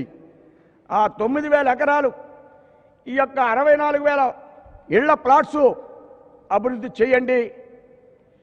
లేకపోయినట్లయితే కమింగ్ ఎలక్షన్లో భారతీయ జనతా పార్టీ రాష్ట్రంలో అధికారంలోకి వస్తుంది. ఈ రాష్ట్రమే భారతీయ జనతా పార్టీ, జనసేన, బీజేపీ ప్రభుత్వమే అక్కడ అభివృద్ధి చేస్తుంది. ఇది మన కమిట్మెంటు. దీంట్లో కేంద్రానికి సంబంధం లేదు. ఈ విధంగా అన్ని అంశాల మీద మనకు కన్ఫ్యూజన్ లేదు, అన్ని అంశాల మీద మనకు కన్ఫ్యూజన్ లేదు. భారతీయ జనతా పార్టీని బీజేపీ అధ్యక్షులు ఒక్కళ్ళే నడపరు. భారతీయ జనతా పార్టీని భారతీయ జనతా పార్టీ నడుపుద్దని చెప్పాను నేను. దీని వెనకాల చాలా అర్థం ఉంది. అర్థం చేసుకోవడానికి సులువుగా మీకు కూడా అర్థం అవడం కోసం నేను ఈ విషయాన్ని చెప్తున్నాను. గత అధ్యక్షులు కన్నా గారు ఈ రాష్ట్రంలో నిరంతరం తిరిగారు. వారు నిర్విరామంగా తిరిగారు. అందరు నన్ను అడుగుతున్నారు, నిర్విరామంగా తిరిగారు, ఎక్కడా ఖాళీ లేదు వారికి. అందరూ అడుగుతారు, మీ కన్నగారి టైంలో ఏదో అయ్యిందంట అని. ఏదో అవ్వలేదు కన్నగారి టైంలో. కాకిగోలకి సమాధానం చెప్పాం అంతే. వాళ్ళు అర్థం చేసుకోవాలి. ఎందుకంటే అంతకంటే మేమేం చెప్తాం? మేమేం చేయాలో అది చేశాం, వాళ్ళు ఏం చేయాలో అది చేశారు. దీనికి కన్నా గారి యొక్క శ్రమ శక్తి భారతీయ జనతా పార్టీ మీద ఉంది. నేను వారిని అభినందిస్తున్నాను, హృదయపూర్వకంగా వారికి ధన్యవాదాలు చెప్తున్నాను. ఈ విధంగా పార్టీని అన్ని విధాల పోలవరం అనేది ఈ రాష్ట్రానికి జీవనాడి. పోలవరం ఆంధ్ర రాష్ట్రానికి జీవనాడి. గ్రామానికి పోలవరం యొక్క నీళ్లు ఇవ్వడం అనేది భారతీయ జనతా పార్టీ లక్ష్యం. పోలవరంలో అనేకమైన అంశాల్లో గతంలో రాష్ట్రం విడిపోయినప్పుడు ఒక్క భారతీయ జనతా పార్టీ మాత్రమే మాట్లాడింది. అక్కడేమో విడిపోదాం అని తెలంగాణలో లెటర్ ఇవ్వడం, ఇక్కడేమో కలిసి ఉందామని ఇక్కడ ఒక యాజిటేషన్ నడపడం. మేము ఒకటే కమిట్మెంటు, రాష్ట్రం విడిపోతే ఏం కావాలి అనేది మా లక్ష్యం. అలాగే మాట్లాడాం. ఎప్పటికి కూడా హైదరాబాద్తో కలిసి ఉండి అనేకమైన సంవత్సరాలు ఈ ముఖ్యమంత్రులు హైదరాబాద్ హైదరాబాద్ హైదరాబాద్ అంటే విడిపోయిన తర్వాత 13 జిల్లాల గురించి ఆలోచించాలి.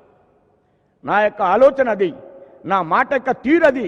13 జిల్లాలు క్యాపిటల్ కాదు, ఒక క్యాపిటలే అభివృద్ధి చెందాలంటున్నారు. కాదు, మేము అన్ని జిల్లాల్లో ఒక్కొక్క ఇన్స్టిట్యూట్ పెట్టాం. మేము అన్ని జిల్లాల్లో ఒక్కొక్క ఇన్స్టిట్యూట్ పెట్టాం. అన్ని జిల్లాల్లో కూడా ఈవేళ గత 14 నుంచి ఇప్పటి వరకు అనేక కార్యక్రమాలు చేశాం. ఆ లక్ష్యంతో ముందుకు వెళ్ళాలనేది అకౌంటబిలిటీ, నిజమైనటువంటి పరిపాలన కావాలి మనకి. పరిపాలన అందరూ చేస్తున్నారు. ఒక ముఖ్యమంత్రి టైంలో 2 లక్షల కోట్ల ఎడ్యుకేషన్ ఖర్చు పెడుతున్నాం. ఇది అనాదిగా ఖర్చు పెడుతున్నాం. ప్రభుత్వ పాఠశాలలో చదివేటువంటి ఒక విద్యార్థికి 70,000 కోట్లు అవుతుంటే, ప్రైవేట్ పాఠశాలలో ఒక విద్యార్థికి 42 కోట్లు అవుతుంటే, బయట 58% చదువుతుంటే, ప్రభుత్వ పాఠశాలలో 42% చదువుతుంటే, ఒక ముఖ్యమంత్రి 2 లక్షల కోట్లు ఖర్చు పెడుతుంటే ఈ డబ్బు ఏమైంది? అకౌంటబిలిటీ ఇచ్చేటువంటి పరిపాలన భారతీయ జనతా పార్టీ రాష్ట్రానికి అందిస్తుంది. దీని మీద ఆలోచన చేయడం లేదు. ఇది చాలా ముఖ్యమైన అంశం. అది ఆరోగ్యం కానీ, అది ఎడ్యుకేషన్ కానీ, అది వ్యవసాయం కానీ, మొక్కలు పెంచడం కానీ. జగన్మోహన్ రెడ్డి గారు మొక్కలు పెంచేస్తాం ఎన్ఆర్ఈజీఎస్ నుంచి 1 కోటి మొక్కలు అన్నారు. కేసీఆర్ గారు కూడా మొక్కలు పెంచేస్తాం 1 కోటి మొక్కలు అన్నారు. చంద్రబాబు నాయుడు గారు కూడా నీరు మీరు చెట్టు మీరు అన్నారు. మొక్కలు బతుకుతున్నాయండి? స్వతంత్రం వచ్చినప్పటి నుంచి ఎన్ని డిపార్ట్మెంట్లు మొక్కలు పెంచేస్తున్నాయండి? సోషల్ ఫారెస్ట్రీ, అడవిలో మొక్కలు పెంచడం, ఫారెస్ట్ డిపార్ట్మెంటు, ఇప్పుడు ఎన్ఆర్ఈజీఎస్. నిజంగా ఈ మొక్కలు కానీ 1 కోటి మొక్కలు ప్రతి సంవత్సరం స్వతంత్రం వచ్చిన కాడి నుంచి పెరిగిపోయి బతికేస్తే ఇదంతా కూడా వర్షాలు వచ్చేసి అడవి అయిపోయి మనం అందరం కూడా వరదలు వస్తే ఎక్కడికో పోయేవాళ్ళం. 1 కోటి మొక్కలు పెంచుతున్నాం కదా, ఇందులో ఎన్ని బతికినాయి? ఇది కదా ప్రభుత్వం యొక్క ఆలోచన విధానం అయి ఉండాలి. అకౌంటబిలిటీ అంటున్నాను నేను. ఈ అకౌంటబిలిటీ లేదు ప్రభుత్వాల్లో. ఏదో వాటిల్లో కరప్షన్ జరిగింది, వీటిల్లో కరప్షన్ జరిగింది అంటాం.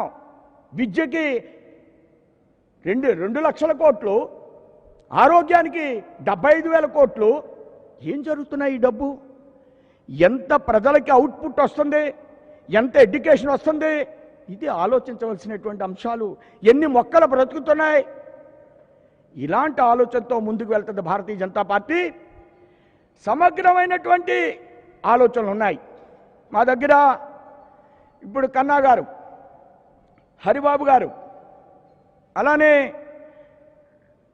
పివి చలపతిరావు గారు, చిలకం రామచంద్రారెడ్డి గారు, ఇంకా సీనియర్స్ పెద్దలు, నా ముందు అనేక మంది యువతరం భారతీయ జనతా పార్టీ ఉంది. ఇదంతా రిసోర్సెస్ భారతీయ జనతా పార్టీ మా దగ్గర ఒక వ్యవస్థ ఉంది.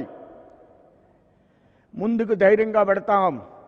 ఎవరేమనుకున్నా, ఏ విధమైనటువంటి అడ్డంకులు నిర్మాణం చేసినా ఈ రథ చక్రం, భారతీయ జనతా పార్టీ యొక్క రథ చక్రం ఆంధ్రప్రదేశ్లో జనసేన భారతీయ జనతా పార్టీ రథ చక్రానికి ముందుకు వెళతాం.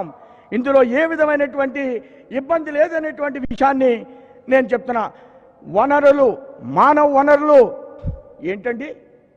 ముగ్గురాళ్ళు గనుల దగ్గర నుంచి, గ్రానైట్ కంపెనీల దగ్గర నుంచి, రెడ్ గ్రావెల్ దగ్గర నుంచి రాజకీయ నాయకులు పరుగులండి. ఈ ప్రభుత్వం వస్తే వీళ్ళ పరుగులు, ఆ ప్రభుత్వం వస్తే వాళ్ళ పరుగులు. ఆ వేళ ఎవరో రాజశేఖర రెడ్డి గారి నాన్న దగ్గర నుంచి గనులు అళక, అప్పులు మనక, ప్రభుత్వ వనరులు పోయినసారి ఎండి ఎవరు, పోయినసారి వారేం చేశారు, ఇప్పుడు వీరేం చేస్తున్నారు. ఈ వనరులన్నీ కూడా ఈ యొక్క మానవ వనరులకి తరలిస్తాం. ఇలాంటి ఆలోచనతో మేము ముందుకు పెడతాం. ఈ కోవిడ్ సమయంలో అనేక మంది మరణిస్తున్నారు. మాణిక్యాలరావు గారు మనకు సజీవమైనటువంటి కార్యకర్త మన దగ్గర నుంచి విడిచి వెళ్ళిపోయారు. అనేక మంది మన కార్యకర్తలకే కాదు, దేశంలో, రాష్ట్రంలో ఇలాంటివి జరుగుతున్నాయి. రాష్ట్ర ప్రభుత్వం ఈ విషయాన్ని కోవిడ్ ఎమర్జెన్సీ ఒక 15 రోజులు దీని మీద దృష్టి పెట్టాలి. ప్రభుత్వానికి అనేక రకాలైనటువంటి ఆలోచనతో ముందుకు పెడుతుంది. ప్రభుత్వం అనేక రకాలతో ముందుకు పెడుతుంది. వాళ్ళకి రకరకాల రోజు బ్యాగులు కట్టేసి బియ్యం ఇచ్చారు. పెన్షన్ ఇలా అందిద్దాం, వీటిని అన్నింటినీ చేద్దాం, మీ నవరత్నాలు అన్నీ చేద్దాం, ప్రజల జీవంతో ఉండాలి కదా. దీని గురించి ఆలోచన చేయాలి. ఒక 15 రోజులు ఏ పని చేయకుండా మన రాష్ట్రంలో 10,000 కేసులు వస్తున్నాయి. తూర్పుగోదావరి జిల్లాలో 1,500 కేసులు వస్తున్నాయి. అనేక రాష్ట్రాల్లో అనేకమైన ఎక్స్పీరియన్సెస్ ఉన్నాయి. వీటిని రాష్ట్రంలో అమలు చేయాలి. న్యూ ఎడ్యుకేషన్ పాలసీ వచ్చింది. 5వ తరగతి దాకా మాతృభాష కావాలని చెప్పారు. అది రాష్ట్రంలో కూడా ఇంప్లిమెంట్ చేయాలి. గత ప్రభుత్వంలో జరిగినటువంటి మనకి తెలుగుదేశం ఎంతో, వైసీపీ కూడా అంతే. ఎవరిని సమానంగా చూస్తుంది భారతీయ జనతా పార్టీ. ఆ విధమైనటువంటి లైన్ తోటే ముందుకు వెళుతుంది భారతీయ జనతా పార్టీ. ఎవరు మనకు మిత్రులు కాదు, ఎవరు మనకు శత్రువులు కాదు. ఆంధ్రప్రదేశ్లో అభివృద్ధి చేయడం కోసమే భారతీయ జనతా పార్టీ, జనసేన ఈ రాష్ట్రంలో అధికారం రావాలనేటువంటి లక్ష్యం తప్ప చంద్రబాబు నాయుడు గారు మనకు శత్రువు కాదు, జగన్మోహన్ రెడ్డి గారు కూడా మనకు శత్రువు కాదు. ఇది మన యొక్క ఆలోచనతో ముందుకు పెడతాను. పెద్దలు అనేక మంది, రామాధవ్ గారు మాట్లాడాలి. నేను ఎక్కువ ఇప్పటికే సమయం తీసుకుని ఉంటాను, అన్నిదా భావించొద్దని. మీరందరూ కూడా, కార్యకర్తలందరూ ఈవేళ చాలా ఆనందంగా ఉన్నారు. పెద్దలే కాదు, యువకులే కాదు, కార్యకర్త, ప్రతి కార్యకర్త భారతీయ జనతా పార్టీ అధ్యక్షుడు ఈవేళ ఆంధ్ర రాష్ట్రంలో. అలాంటి స్పిరిట్తో మనం ముందుకు వెడదాం. ఆ విధంగా కింద స్థాయిలో ఒకే ఒక అంశాన్ని చెప్పి నేను ముగిస్తాను. 1986లో వాజ్పేయి గారితో నేను ఒక 6గురు కూర్చున్నాం. అందులో నరసింహారెడ్డి కూడా ఉన్నారు. వారు కొన్ని విషయాలు ప్రస్తావించారు. ఏం చేస్తా ఏంటి ఇలాంటి విషయాలు ప్రస్తావించారు. అన్న తర్వాత వారు ఒక విషయాన్ని, ఈ మధ్యన రాజీవ్ గాంధీ ఒక విషయాన్ని చెప్పారు. మీరు ఎవరైనా గమనించారా అన్నారు. అని వాళ్ళు చెప్పారు, గమనించామండి. ఏదో రూపాయి ఖర్చులో కిందకి 10 పైసలే వెళుతున్నాయన్నారు. మనం కూడా అధికారంలోకి వస్తాం. వాజ్పేయి గారు అన్నమాట 86లో మనం కూడా అధికారంలోకి వస్తాం. ఎంత విశ్వాసమో చూడండి వారికి. నువ్వు ప్రధానమంత్రి అవుతావంటే వాజ్పేయి గారిని, after all I'm a school teacher son, నేను మోతీలాల్ నెహ్రూ కొడుకుని కాదు. ఇది మన యొక్క సంకల్పం, ఆలోచన. అయినప్పటికీ కార్యకర్తల దగ్గర మాట్లాడినప్పుడు మనం కూడా అధికారంలోకి వస్తాం. ఈ 10 పైసలు కాదు, ఈ యొక్క పూర్తి ధనాన్ని ప్రజల దగ్గరికి చేర్చాలి అనే చెప్పే విషయం నా మనోపలకం మీద ఉంది కాబట్టి 2 లక్షల కోట్లు ఎడ్యుకేషన్కి ఇస్తున్నాం, ఐసిడిఎస్కి ఇన్ని 100 కోట్లు ఇస్తున్నాం, అడవులకి ఇన్ని 100 కోట్లు ఇస్తున్నాం. ఏమవుతున్నాయి ఇవి? ఇది మన తపనగా ప్రతి కార్యకర్తలో మారవలసినటువంటి సమయం ఆసన్నమైంది. ఆ విధంగా ప్రధానికానికి సబ్కా సాత్ సబ్కా వికాస్ అని ఈ యొక్క విజయవాడలో దీన్ దయాళ్ ఉపాధ్యాయ 1965లో మన యొక్క ఆర్థిక విధానాన్ని ప్రకటించారు. Political centre, political nerve centre Vijayawada. అలాంటి సెంటర్లో ప్రపంచ దేశాలకి 3వ ప్రత్యామ్నాయమైనటువంటి ఆర్థిక విధానాన్ని అందించినటువంటి వ్యవస్థ భారతీయ జనసంఘ్, భారతీయ జనతా పార్టీ. వ్యక్తి యొక్క ఆధారం కాకుండా, మనిషిని ఆర్థిక జీవిగా కాకుండా మనిషిలో కర్తృత్వాన్ని పెంచి సమాజానికి ఉపయోగపడేటువంటి ఆర్థిక విధానాన్ని ప్రవచించినటువంటి పార్టీ భారతీయ జనసంఘ్. అలాంటి స్థలంలో ఈవేళ నాకు ఈ బాధ్యతని పార్టీ అప్పగించినందుకు హృదయపూర్వకంగా ధన్యవాదాలు తెలియజేస్తూ నేను సెలవు తీసుకున్నాను. జై హింద్, జై భారత్.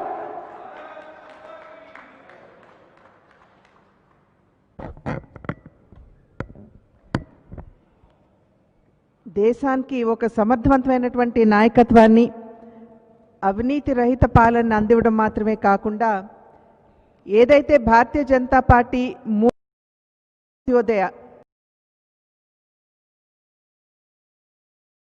అందిస్తూ దేశ సర్వతోముఖాభివృద్ధిని సాధించాలి అనేటువంటి ఆలోచన ద్వారా పూర్తి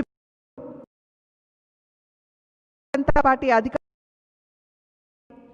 सबके साथ सबका विकास, ఈ సబ్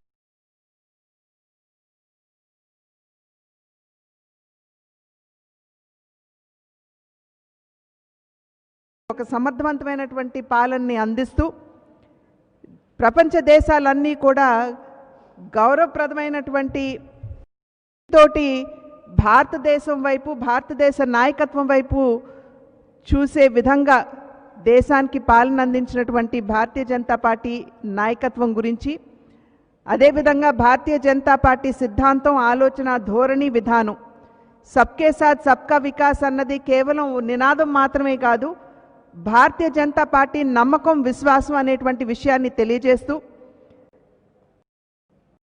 ప్రత్యేక ఆంధ్ర రాష్ట్రం ఏర్పడిన తర్వాత అధికారంలోకి వచ్చినటువంటి మొదటి ప్రభుత్వం కావచ్చు, ఇప్పుడు అధికారంలో ఉన్నటువంటి వారు కావచ్చు, అవినీతికి పాల్పడుతున్నటువంటి సందర్భంలో దాన్ని ప్రజలకి ఎత్తి చూపుతూ మీ బాధ్యతని మీరు సంపూర్ణంగా నిర్వర్తించండి అని చెప్పి మనకి మార్గనిర్దేశకత్వం చేసినటువంటి ప్రస్తుత ఆంధ్ర రాష్ట్ర అధ్యక్షులైనటువంటి సోము వీర్రాజు గారికి ధన్యవాదాలు తెలియజేస్తూ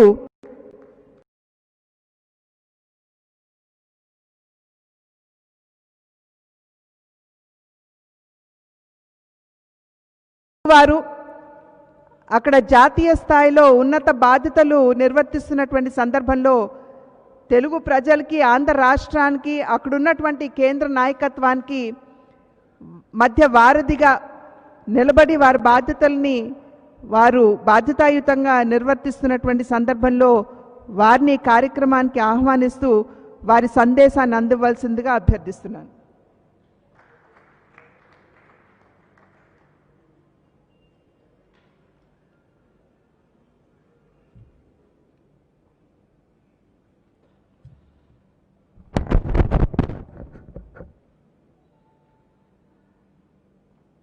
ఈరోజు ఆంధ్రప్రదేశ్ రాష్ట్ర భారతీయ జనతా పార్టీ అధ్యక్షులుగా పదవీ బాధ్యతలు స్వీకరించిన పార్టీ సీనియర్ నాయకులు శ్రీ సోము వీర్రాజు గారు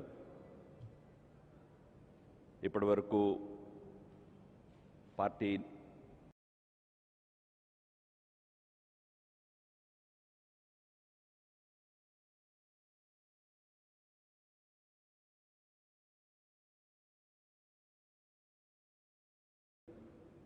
श्री सत्यकुमार जी, श्रीमती पुरंदर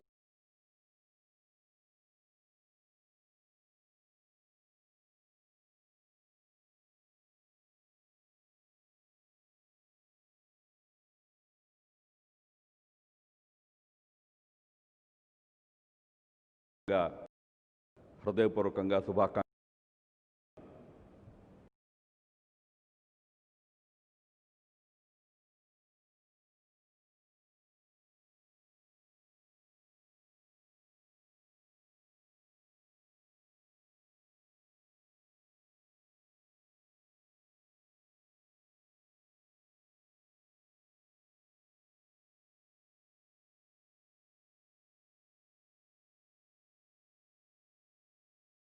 కృషి చేస్తారని ఆశిస్తున్నాను. మన పార్టీ విశేషత మన పార్టీని చూస్తే అర్థమయ్యే కంటే ఇతర పార్టీలను చూస్తే చాలా ఈజీగా అర్థమవుతుంది. దేశపు ప్రధాన ప్రతిపక్షానికి గత ఏడాది కాలంగా అధ్యక్షుడే లేడు.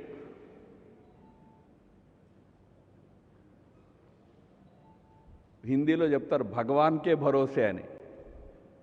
దేవుడి దయ వల్ల నెట్టుకొస్తున్నారు ఆ పార్టీని. అధ్యక్షులు ఎవరవుతారు అనేది కూడా నిర్ణయం చేసుకోలేని స్థితిలో ఉండే పార్టీలు దేశంలో ప్రధాన ప్రతిపక్షాల రూపంలో ఉన్నాయి. మన దగ్గర చాలా సహజమైన రీతిలో, సహజమైన పద్ధతిలో మండల స్థాయి నుంచి మొదలుపెట్టి జాతీయ స్థాయి వరకు చాలా సహజంగా అధ్యక్షులు నియుక్తమవుతూ ఉంటారు, మారుతూ ఉంటారు, కొత్తవారు వస్తూ ఉంటారు. ఇటువంటి ఒక విలక్షణమైనటువంటి రాజకీయ సంస్కృతి కలిగినటువంటి పార్టీ మనది. ఇక్కడ ఒకసారి ఒక బాధ్యతని తీసుకున్న తర్వాత మన పార్టీలో మనం దీన్ని బాధ్యత అంటాం, పదవి అని అన్నాం. అది పదవే నిజానికి, ప్రజల దృష్టిలో పదవే.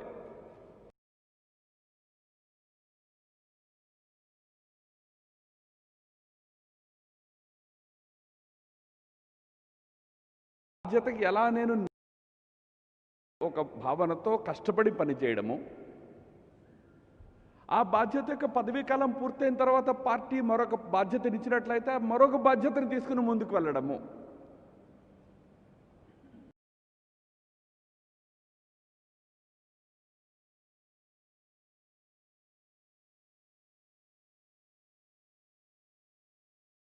సంవత్సరంలో ప్రారంభమైన తర్వాత ఇప్పటి వరకు 2 టర్మ్స్ అధ్యక్షుడిగా చేసిన వ్యక్తి ఒకే ఒక్క వ్యక్తి, అమిత్ షా అనే వ్యక్తి.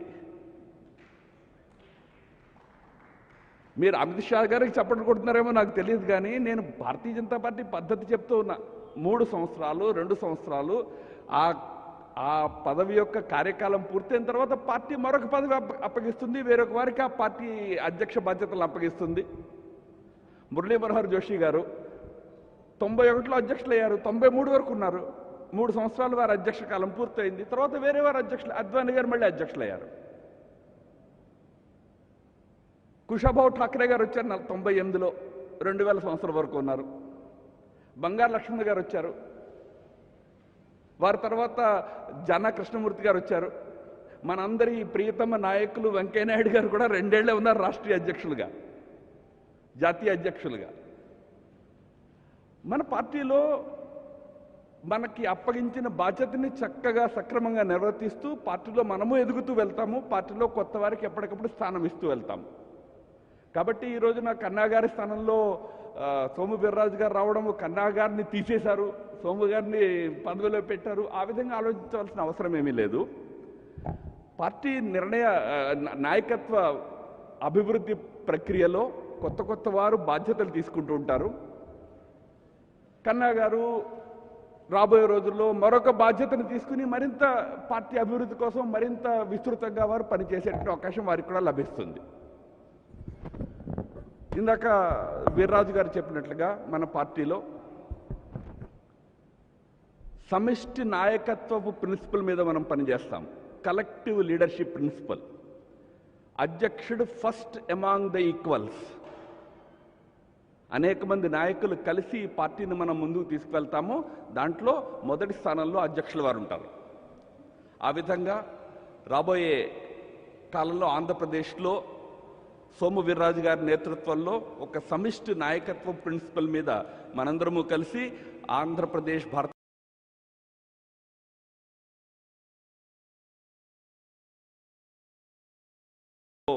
ఆలోచన చేసి చర్చించి కేంద్రీయ నాయకత్వంతో కూడా చర్చించి వీర్రాజు గారు తొందరలోనే దాన్ని కూడా ప్రకటిస్తారు. ప్రకటించిన తర్వాత ఈ రాష్ట్రంలో భారతీయ జనతా పార్టీని మరింత పటిష్టంగా ముందుకు తీసుకెళ్లే ప్రయత్నాన్ని మనం అందరం చేస్తాం. భారతీయ జనతా పార్టీ సంస్థాగతమైనటువంటి పార్టీ, ఆర్గనైజేషన్ సెంట్రిక్ పార్టీ. అయితే భారతీయ జనతా పార్టీ ఒక రాజకీయ పార్టీ. రాజకీయ పార్టీలు తమ రాజకీయ కార్యకలాపాలకి కొన్ని పార్టీలు కుటుంబాల మీద ఆధారపడతాయి, కొన్ని పార్టీలు ఐడియాలజీని పట్టుకెళ్తాయి. కానీ భారతీయ జనతా పార్టీ ఐడియాలజీతో పాటుగా సంస్థాగతమైనటువంటి వ్యవస్థని తీసుకుని ముందుకు వెళ్ళే పార్టీ. కానీ రాజకీయ పార్టీగా మన లక్ష్యము రాజకీయాల్లో బలమైన శక్తిగా ఎదగడం. ఇందాక వీర్రాజు గారు 24లో అధికారంలోకి రావాలి అని అన్నారు. అది కేవలము మాట వరుసకి చెప్పిన విషయం కాదు. భారతీయ జనతా పార్టీ రాజకీయ రంగంలో ఉన్నది చారిటీ కోసం కాదు. రాజకీయంలో ఉన్నది ఎందుకోసం? అధికారంలోకి వచ్చి రాష్ట్రానికి సేవ చేయాలి, రాష్ట్ర ప్రజలకు సేవ చేయాలి. అందుకోసం రాజకీయాల్లో ఉన్నాము. మన రాజకీయాలు వంశపారంపర్య రాజకీయాలు కావు, మన రాజకీయాలు స్వార్థ రాజకీయాలు కావు, మన రాజకీయాలు పదవీ రాజకీయాలు కావు. కానీ మన రాజకీయాలు రాష్ట్ర ప్రజల సేవ కోసం, రాజకీయాన్ని సంపాదించడం కోసం సాగేటువంటి రాజకీయాలు కావాలి. కనుక ఒకవైపు సంస్థాగతంగా పార్టీని పటిష్టం చేసుకుంటూ కూడా మరొక వైపు ఒక బలమైన రాజకీయ శక్తిగా ఈ రాష్ట్రంలో ఎలా ఎదుగుతాము అనేది ఆలోచించాలా. లేకపోతే 2024 ఒక స్లోగన్గా ఉంటుంది, 24లో మళ్ళీ మీరు చెప్తారు 29లో పవర్లోకి వస్తామని. కిల్లర్ ఇన్స్టింక్ట్తో పనిచేయాలి 24లో అధికారంలోకి రావాలంటే. అంత సులభం కాదు ఆంధ్రప్రదేశ్లో. ఒకవైపు పార్టీని సంస్థాగతంగా గ్రాస్ రూట్స్ వరకు పటిష్టం చేసుకోవాలా, రెండో వైపు ఇక్కడ ఈ రాష్ట్రంలో ఈ రోజున ప్రతిపక్ష స్థానము వ్యాక్యూమ్ ఉన్నది, ఖాళీ ఉన్నది.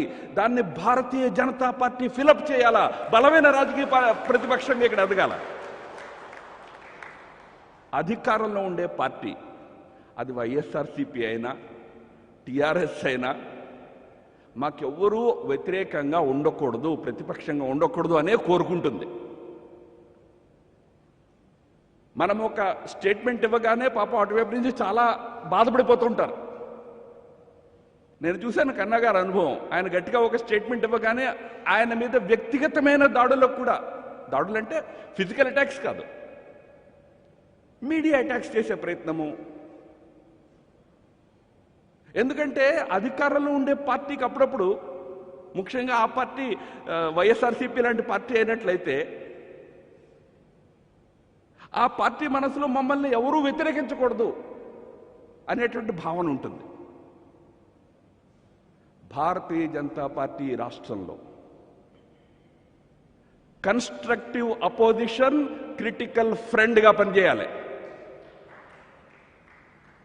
బహుశా పురంధరేశ్వరి గారు మంచి తెలుగులో దీన్ని మీకు చెప్పగలుగుతారు. కన్స్ట్రక్టివ్, నిర్మాణాత్మకమైన ప్రతిపక్షంగా మనం ఉండాలి ఇక్కడ. క్రిటికల్ ఫ్రెండ్గా ఉండాలి. ఏదైనా మంచి పని ఎప్పుడైనా 5 ఏళ్లలో మీకు దృష్టికి వస్తే దానిని కూడా మరింత బాగా ఎలా చేయగలుగుతారు అనే చెప్పే స్థితిలో భారతీయ జనతా పార్టీ ఉండాలి. కన్స్ట్రక్టివ్, ఒక నిర్మాణాత్మక ప్రతిపక్ష స్థానంలో మనం ఉండాలి. ఆ విధంగా ఉండి ఈ రాష్ట్రంలో రాబోయే 4 సంవత్సరాల్లో ఒక బలమైన శక్తిగా భారతీయ జనతా పార్టీ ఎదగాలి. ఇందాక సోము వీర్రాజు గారు మొత్తం 3 ఏళ్ల ఎజెండాని మీ ముందు పెట్టారు. అయితే అందులో ఆయన సగం సమయము మోదీ గారి ప్రభుత్వపు విజయాల్ని మీ ముందు ఉటంకించారు. చాలా అవసరం. మోదీ ప్రభుత్వము గత 6 సంవత్సరాల్లో ఈ దేశ ప్రజల కోసం చేసినటువంటి ఏవైతే గొప్ప గొప్ప కార్యక్రమాలు ఉన్నాయో వాటిని సదా సర్వదా ప్రజలకు గుర్తు చేయడం చాలా అవసరం. వారు చెప్పిన మాట వాస్తవము. గతంలో చంద్రబాబు గారి ప్రభుత్వం సమయంలో కానివ్వండి, ఈ ప్రభుత్వంలో ఇప్పుడు ప్రభుత్వ సమయంలో కానివ్వండి, ఏవైతే ప్రజా ఉపయోగకరమైన కార్యక్రమాలు జరుగుతున్నాయో వాటిలో పెద్ద షేర్ మోదీ గారి ప్రభుత్వానికి ఉన్నది, కేంద్ర ప్రభుత్వానికి ఉన్నది. కనుక ఆ విషయం యొక్క పొలిటికల్ బెనిఫిట్ సంపాదించే ప్రయత్నాన్ని కార్యకర్తలుగా మనం చేయాలా. బట్ ఒక్క విషయం గుర్తుపెట్టుకోండి, మోదీ గారి భుజాల మీద తుపాకీ పెట్టి యుద్ధంలోకి వెళ్దామని ప్రయత్నం చేయకండి. చేస్తే మళ్ళీ 1వ శతంలో ఉండిపోతారు. రాష్ట్రంలో రాష్ట్ర యొక్క ఇంట్రెస్ట్ కోసం పోరాడేటటువంటి పార్టీగా భారతీయ జనతా పార్టీ నిలబడాలి. కేంద్రము మొత్తము దేశాన్ని చూసే వ్యవస్థగా, ప్రభుత్వముగా అనేక రకాలైనటువంటి నిర్ణయాలు చేస్తుంది. వాటి యొక్క ఫలితాలు, వాటి యొక్క అడ్వాంటేజెస్ తీసుకోవాలా. కానీ రాష్ట్రంలో ఈ రాష్ట్ర ప్రజల కోసం ఒక బలమైన ప్రతిపక్షంగా నిలబడాలంటే మనం ఏ ఇష్యూస్ని తీసుకుని పోరాటం చేయాలా, దాని విషయంలో కూడా అంతే గంభీరంగా ఈ స్టేట్ యూనిట్ ఆలోచించాలా. ఈ రాష్ట్రంలో ఇవాళ బలమైన ప్రతిపక్ష వాయిస్ లేదు. ఒక బలమైన ప్రతిపక్ష వాయిస్ని ఇక్కడ నిర్మాణం చేయాలి.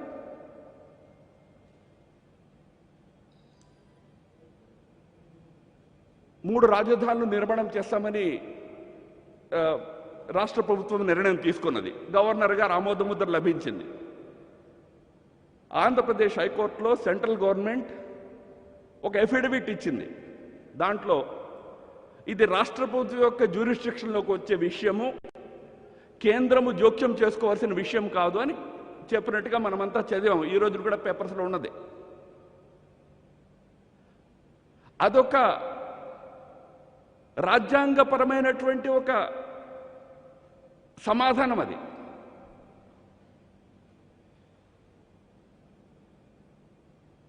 రెండు 2014లో స్టేట్ ఏర్పడిన తర్వాత 5 ఏళ్ళలో 10 ఏళ్ళలో హైదరాబాద్ నుంచే మీ రాష్ట్రాన్ని పరిపాలిస్తూ ఇక్కడ ముందు క్యాపిటల్ని కట్టుకోండి అని సలహా ఇవ్వడం జరిగింది. కానీ కొన్ని కారణాంతరాలు, ఆ కారణాలు నేను చర్చించక్కర్లే మీ ముందు. ఏ కారణాల వల్ల హైదరాబాద్ వదిలిపెట్టి మరి పరిగెత్తుకుని విజయవాడకు వచ్చారో మీ అందరికీ తెలుసు. ఇక్కడికి వచ్చి అద్దె ఇళ్లల్లో ఉండి ప్రభుత్వ కార్యకలాపాలు నడిచాయి. కేంద్రం జోక్యం చేసుకున్నదా? బస్సుల లోపల ముఖ్యమంత్రి సచివాలయాలు నడిచాయి. కేంద్రం ఇంటర్ఫీర్ అయిందా? అమరావతి రాజధాని కట్టుకోవాలా ఆ నిర్ణయం జరిగినప్పుడు కేంద్రం వద్దందా? ఉల్టా 2,500 కోట్ల రూపాయలు ఇచ్చింది. మంచిది, కట్టుకోండి, మీరు నిర్ణయం చేసుకోండి, అక్కడ కట్టాలంటే కట్టుకోండి అని. ఏ విధంగా అయితే గత ప్రభుత్వము ఇక్కడ రాజధాని విషయంలో కానీ ఇతర విషయాల్లో కానీ ఏ నిర్ణయాలు తీసుకున్నా కేంద్రం ఇంటర్ఫీరెన్స్ కాదు, కేవలము కేంద్ర ప్రభుత్వంగా చేయవలసిన బాధ్యతను మాత్రం నిర్వర్తిస్తూ వచ్చిందో అదేవిధంగా ఇప్పుడు కూడా ఒకవేళ రాష్ట్ర ప్రభుత్వం రాజధాని విషయంలో ఏదైనా నిర్ణయాన్ని తీసుకోవాలని అనుకున్నట్లయితే కేంద్రం యొక్క రోల్ దాంట్లో లిమిటెడ్గా ఉంటుంది. కానీ దాని అర్థము ప్రపంచంలో ఎక్కడా లేనట్టుగా, భారతదేశంలో ఎక్కడా లేనట్టుగా 3 రాజధానులు కడతాము అంటే దాని యొక్క ఔచిత్యాన్ని ఎవరు ప్రశ్నించకూడదని కాదని అర్థం. ప్రశ్నించే వాళ్ళు ప్రశ్నిస్తారు. భారతదేశంలో ఏ రాష్ట్రానికి 3 రాజధానులు ఉన్నాయండి? ఆంధ్రప్రదేశ్ కంటే 4 రెట్లు ఎక్కువ జనాభా ఉండే ఉత్తరప్రదేశ్కి ఒకటే రాజధాని, లక్నో. పరిపాలన సక్రమంగా సాగడం లేదా? అయినప్పటికీ ఇక్కడేదో ఒక రాజధాని కడుతూ ఉంటే కరప్షన్ అయిపోతోంది, అమరావతిలో బోడంత కరప్షన్ జరిగింది కాబట్టి 3 రాజధానులు కట్టాలి అంటే భారతీయ జనతా పార్టీ ఒక రాజధాని కరప్షన్కి ఎగనిస్ట్గా ఎలాగైతే పోరాడిందో 3 రాజధానుల కరప్షన్ వచ్చినట్లయితే కూడా దానికి ఎగనిస్ట్గా కూడా పోరాడాలి. ఇది కరప్షన్కి ఒక ట్రిపుల్ కరప్షన్కి సాధనంగా మారకూడదు. ఇది మరోవైపున అమరావతి రైతులకి చిట్ట చివరి రైతు వరకు వారికి న్యాయం జరిగేటందుకు జరుగుతున్న పోరాటంలో భారతీయ జనతా పార్టీ ముందుండాల. ఇవాళ 3 రాజధానుల విషయం సబ్జుడీస్ కోర్టు ముందు ఉన్నది. కోర్టు నిర్ణయం ఏ విధంగా ఉంటుంది మనం చూద్దాం. కానీ రాష్ట్రంలో ఈ 3 రాజధానులు అనేది మళ్ళీ ఒక అవినీతికి పెద్ద ఆలవలంగా మారకుండా, అదేవిధంగా అమరావతిలో నష్టపోతున్నటువంటి రైతుల యొక్క ఆ నష్టాన్ని పూరించే విధంగా భారతీయ జనతా పార్టీ ఒక సక్రియమైనటువంటి పాత్రని పోషించవలసి ఉన్నది. కనుక స్టేట్కి సంబంధించినటువంటి అటువంటి ఇష్యూస్ని తీసుకుని నేను ఇందాక చెప్పినట్లుగా ఒక కన్స్ట్రక్టివ్ అపోజిషన్గా భారతీయ జనతా పార్టీ వాళ్ళు ఎదగాలి ఈ రాష్ట్రం లోపల. మోదీ గారు ఇంకొక 10-15 ఏళ్ల పాటు ఈ దేశంలో ప్రధానమంత్రిగా ఉంటున్నారు. వారి యొక్క పేరు ప్రతిష్టలు, వారి యొక్క మంచి పనులు, గుడ్ గవర్నెన్స్, దాని యొక్క బెనిఫిట్ మనకి దొరుకుతుంది. కానీ అది సరిపోదు. ఆంధ్రప్రదేశ్లో మనము 2024లో అధికారానికి దగ్గరికి రావాలి అంటే ఈ రాష్ట్రంలో భారతీయ జనతా పార్టీ కార్యకర్తలు రాబోయే 4 సంవత్సరాలు చాలా కష్టపడి పనిచేయాలి. మంచి అవకాశం ఉన్నది ఇక్కడ ఈ రాష్ట్రంలో. నాకు తెలుసు ఇక్కడ ప్రతిపక్ష పార్టీల విషయంలో ప్రభుత్వం యొక్క వైఖరి ఏ విధంగా ఉన్నది మేము చూస్తూ ఉన్నాము. దాన్ని కూడా, ఆ వైఖరిని కూడా ధీటుగా ఎదుర్కోవాలా. రాజకీయాలు పూల పానుపు కాదండి. This not a smooth ride. రాజకీయాల్లో అధికార పార్టీ యొక్క దురహంకారాన్ని ఎదుర్కోవాల్సి వస్తుంది, వారి యొక్క గూండాయిజం ఎదుర్కోవాల్సి ఉంది. ఇందాక కన్నా గారు చెప్తా ఉన్నారు, లోకల్ బాడీస్ ఎలక్షన్స్లో పోటీ చేసేవాడు ఇంటికి పోలీసులు వెళ్ళిపోయి కూర్చునేటటువంటి రాష్ట్రం ఆంధ్రప్రదేశ్. పోటీ చేయనీయకుండా చేసేటువంటి రాష్ట్రము. ఈ రోజున అధికారంలో ఉన్నటువంటి వ్యక్తులు అధికార వినియోగానికి ఆ విధంగా పాల్పడుతుంటే సంఘర్షణ చేయవలసి వస్తే సంఘర్షణ చేయడానికి బీజేపీ సిద్ధంగా ఉండాలా. ప్రతిసారి ఢిల్లీకి ఫోన్ చేసేసి సార్ మీరేదైనా చేయండి, ఢిల్లీ నుంచి ఏం చేయాలో చేసే ప్రయత్నం జరుగుతుంది తప్పనిసరిగా. కానీ ఆంధ్రప్రదేశ్ పార్టీ హార్డ్ వేలో వెళ్ళి, సంఘర్ష పథంలో వెళ్ళి రాష్ట్రంలో రాష్ట్ర ప్రజల కోసం ఒక బలమైన రాజకీయ శక్తిగా ఎదగాలి. ఈసారి ఈ రాబోయే 3-4 సంవత్సరాల్లో దాన్నే లక్ష్యంగా పెట్టుకుని పనిచేయాలని అని మీ అందరినీ కోరుతున్నా. ఈ రాష్ట్రంలో చాలా సంవత్సరాలు జూనియర్ పార్ట్నర్గా పనిచేస్తూ వచ్చిన కారణంగా ఒక మనస్తత్వం మన మనస్సులోకి వచ్చేసింది, జూనియర్ పార్ట్నర్ మనస్తత్వం. ఇవాళ ఒక డామినెంట్ పార్టీగా ఎదగాల. మనం కూడా మిత్రదళ పక్షాలుగా ఉన్నాయి. ఇవాళ డామినెంట్ పార్టీగా ఎదగాల అంటే ముందు ఈ మైండ్ సెట్ని మార్చుకోవాలా. వీధుల్లో నిలబడి ప్రజాస్వామ్యబద్ధంగా వీధుల్లో నిలబడి పోరాటము చేసేటటువంటి స్థితిలో భారతీయ జనతా పార్టీ ఎదగాల. అప్పుడే ఆంధ్రప్రదేశ్లో మనం ముందుకెళ్తాము. ఇతర పార్టీల భుజాల మీద చేతులు వేసేసుకుని వెళ్ళిపోదామని, లేకపోతే మోదీ గారు భుజాల మీద తుపాకులు పెట్టేసి ఫైర్ చేద్దామని ఆలోచన నుంచి బయటకు వచ్చి కొద్దిగా కష్టపడి సంఘర్షణ చేస్తూ ప్రజల కోసం నిలబడేటువంటి వ్యక్తుల్ని మన పార్టీ వైపు ఆకర్షిస్తూ, ఇందాక సోమవీర్రాజు గారు చెప్పినట్టుగా ఈ కులతత్వము, ఇటువంటి రాజకీయాలకి బయటకు వచ్చి అందరినీ ఈ రాష్ట్రం యొక్క మంచి కోరే అందరికీ ఒక ప్లాట్ఫామ్గా భారతీయ జనతా పార్టీని డెవలప్ చేసే దిశలో మీరంతా కృషి చేయాలి. సోమవీర్రాజు గారి నాయకత్వంలో పార్టీ కొత్త కమిటీ తొందరలోనే ఏర్పడిన తర్వాత మళ్ళా తొందరలోనే పార్టీ యొక్క ఇతర గతివిధి ఏదైతే ప్రదేశ్ రాష్ట్రీయ కార్యవర్గ సమావేశాలు లాంటి ఏవైతే ఆర్గనైజేషనల్ గతివిధి ఉన్నదో, ఆర్గనైజేషనల్ యాక్టివిటీస్ ఉన్నాయో వాటిని వెంటనే ప్రారంభం చేసి ఎక్కువ ఆలస్యం చేయకుండా, ఎప్పటికీ ఆంధ్రప్రదేశ్కి కొద్దిగా ఆలస్యమైంది. దేశమంతా కూడా అధ్యక్షుల నియామకం పూర్తయి ఆల్మోస్ట్ 1 year అయిపోయింది, 7-8 months అయిపోయింది. ఆంధ్రప్రదేశ్లో కొద్దిగా టైం తీసుకున్నది. అయినప్పటికీ ఈ మిగిలిన సమయంలో ఎక్కువ ఆలస్యం చేయకుండా తొందరగా పార్టీని ఒకసారి మళ్ళీ ఎనర్జైజ్ చేసి ముందుకు తీసుకెళ్ళాలి. కన్నా గారి నాయకత్వంలో పార్టీలో చాలా పెద్ద సంఖ్యలో కార్యకర్తలు వచ్చి చేరారు. అంటే అసెంబ్లీ ఎలక్షన్స్ వచ్చినప్పుడు అనిపించేది 175 మంది అసలు పోటీ చేయగలిగినటువంటి వ్యక్తులు మనకు ఆంధ్రలో దొరుకుతారా అని. కానీ ఆయన కాలికి బలపం కట్టుకుని ఒక 10 నెలల పాటు తిరిగారు. ఆయన రాష్ట్రం అంతా తిరిగి పట్టుకొచ్చారు అన్ని దగ్గర నుంచి మంచి మంచి నాయకుల్ని. ఇవాళ భారతీయ జనతా పార్టీకి నాయకుల యొక్క కొరత లేదు ఆంధ్రప్రదేశ్లో. ఒకప్పుడు ఉండేది, ఒకప్పుడు క్యాండిడేట్స్ దొరకాలంటేనే కష్టంగా ఉండేది. కానీ ఈ రోజున ఆయన కృషి ఫలితం కానివ్వండి, మొత్తం మీద మారుతున్న వాతావరణం ఫలితం కానివ్వండి, మనకి మంచి వ్యక్తులు అన్ని జిల్లాల్లో వచ్చారు. నేను బయటపడి నాకు ఎక్కువ తెలియదు, కానీ మీకు నాకంటే బాగా తెలుసు. అన్ని జిల్లాల్లో ఇవాళ ఎమ్మెల్యేలుగా పనిచేసిన వారు, మంత్రులుగా పనిచేసిన వారు భారతీయ జనతా పార్టీలో ఉన్నారు. ప్రజాదరణ కలిగిన నాయకులు ఉన్నారు. ఇవాళ బస్ ఒక ఏకసూత్రతని నిర్మాణం చేసుకుని ముందుకు వెళ్ళినట్లయితే 2024లో మనము అధికారానికి చెరువులోకి చేరుకుంటాము అనే పూర్తి విశ్వాసం నాకున్నది. అదే శుభాకాంక్షల్ని మీ అందరికీ అందజేస్తూ సెలవు తీసుకుంటాను. నమస్కారం.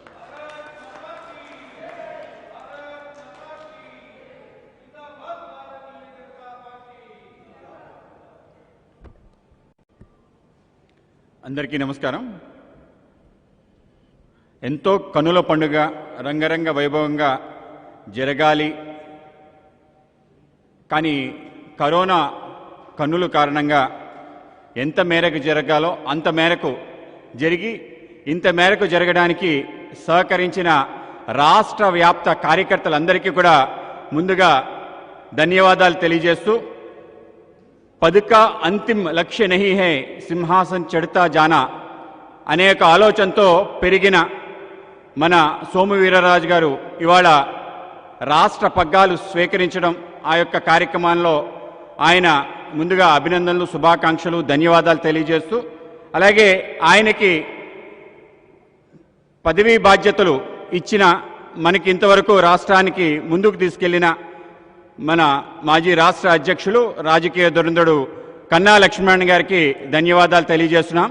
అలాగే ఈ కార్యక్రమానికి మరింత వెన్న తెచ్చిన, జాతీయ అంతర్జాతీయ వేదికల్లో మన వాణిని అంతే ధీటుగా వినిపిస్తున్న మన జాతీయ ప్రధాన కార్యదర్శి శ్రీ రామ్ మాధవ్ గారికి ధన్యవాదాలు తెలియజేస్తున్నాను.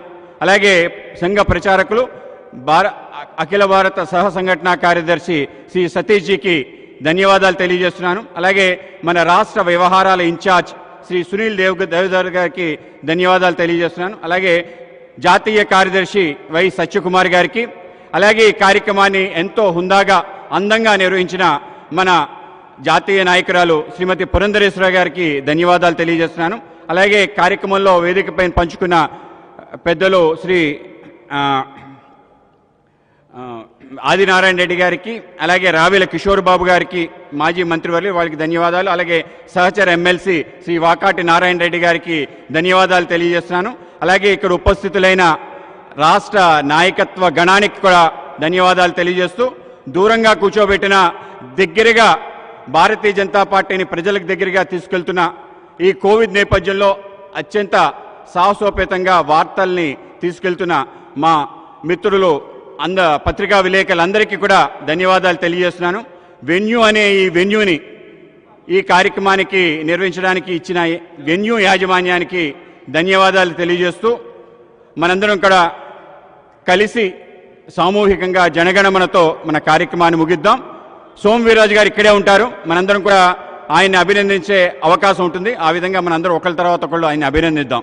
అందరం కలిసి సామూహికంగా వందే మాతరం జనగణమన ఆలపిద్దాం.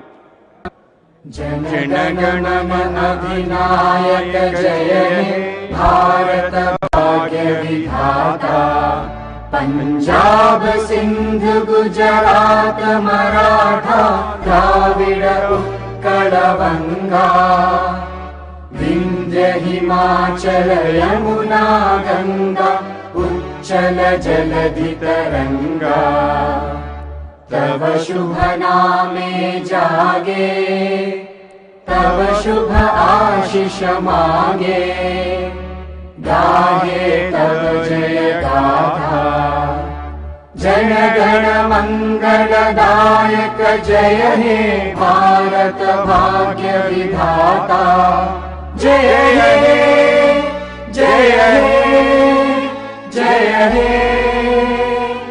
जय जय जय जय हे भारत माता की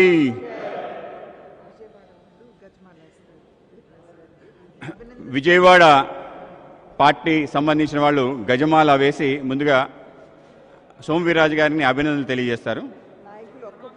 శ్రీ సత్యమూర్తి గారు అండ్ అభినందించాల్సిన నాయకులు ఒక్కొక్కళ్ళు అభినందించాల్సిన వాళ్ళందరూ కూడా కుడివైపు నుంచి పైకి రావాలి, వేదిక పైకి.